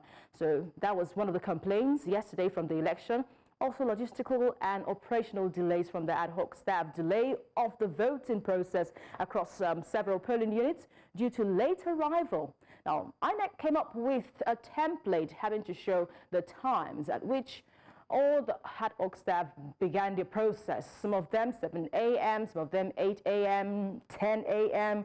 No uniformity there in time for the start of the election process. So, logistical and operational delays was noted as one of the challenges that was faced in that election yesterday. So I'm hoping that, having put all this together, INEC can learn from this, know that they have to surmount these challenges heading into 2027 or even the local government election in the state. All right, these are the challenges that were pinpointed by observers, by electorate, and also by those who, by the candidates from different political parties. Now let's move away from that. INEC did say they would resume counting by 12 noon today, but 15 local government areas from 18 local government areas in Ondo State, the counting have been done and dusted, and we have the numbers popping in already. So let's remind you of those numbers that came up from INEC and the IREV. Now from the portal, we could see that we've got Akure North, Akure South, all have been done and dusted. So let's see that of Akure North. This Akure North is local government area. Now you can see from the count done already, we've had APC at 25,000, over 25,000 votes. PDP leading in second. Here we picked up the top 3 leading in the vote counts. And in Akure North East local government area, we could tell you APC, PDP, and ADC are the 3 parties that the top 3 from the counts. Now ADC amassed just 250 votes. Now ADC has got one candidate, person living with disability, in the person of Adeyemi Nejo. That's the candidate from APC, from ADC, I beg your pardon, and he garnered only 250 votes from Akoko Northeast local government area. The number of registered voters were 93,285, while accredited voters 31,734. Remember, I told you that the increase in registered voters do not always tally with the accredited voters or the actual vote count in Ondo State. It has happened in 3 cycles of election from that state. So the total valid votes after the counts were 31,182, while we've got rejected votes here at 515, while total vote cast 31,697. No cancellation was recorded from Akoko Northeast local government area in the state. Moving to Akoko Northwest local government area, yes, here the 3 parties leading in Akoko Northeast with the same parties leading in Akoko Northwest local government area, but this time the registered voters here not the same with Akoko Northeast, as it stands at 84,908, while we've got 31,263 for the accredited vote recorded in this local government area. Now we've got no cancellation, and you can see rejected votes here at 309. Let's move to the next local government area. Yes, let's see if we have a change in party for the top 3 there. Labour Party coming up from the top 3 in Akure North local government area. We've got APC, PDP, and Labour Party there having to be the top 3. Here, no cancellation of votes, but the rejected votes were 648, with accredited voters at 21,608, but the total vote count, 20,942. Our next local government, we have same top 3 from Akoko Northwest and Akoko Northeast there, being APC, PDP, and ADC. But you can see the difference in number. APC here gathering 32,969 votes from this local government area, and the only party, the third force there, ADC, just garnered 630, no cancellation. Next, some local government area, Okitipupa local government area has got same top 3, ADC, PDP, and APC. Here, overvoting was recorded in a polling unit 1 here in Okitipupa local government area. So the registered voters were 777, but there was a hanky-panky somewhere and it could not count. So that was part of the votes that could not count in this local government area at 38,000 for the registered voters in Okitipupa. Here we've got Ifedore here, and the local government area recorded no cancellation, having the same top 3, APC, PDP, and ADC. Let's see the next local government area for these votes in Ondo State. Also, local government area recorded no cancellation too, but same top 3. So it was only Labour Party that could break into the top 3 from one of those local government area we recorded all the time. Now, also has got no cancellation, rejected votes at 342 vote there, which were rejected by the collation officer. So we have more and more, 15 already done. But remember, whoever will be crowned as the winner of this election must garner the highest number of votes from this election, and 25% of the vote in at least 2/3 of the local government areas in Ondo State. And Ondo State has got 18 local government areas, 15 already done at 12 noon today. This is 11:46 right now. We would have INEC reconvene and have to finish up with the other 3 local government areas in the state to know who will be the new sheriff in town, will be crowned the winner of this election in Ondo State for the off-cycle election for 2024.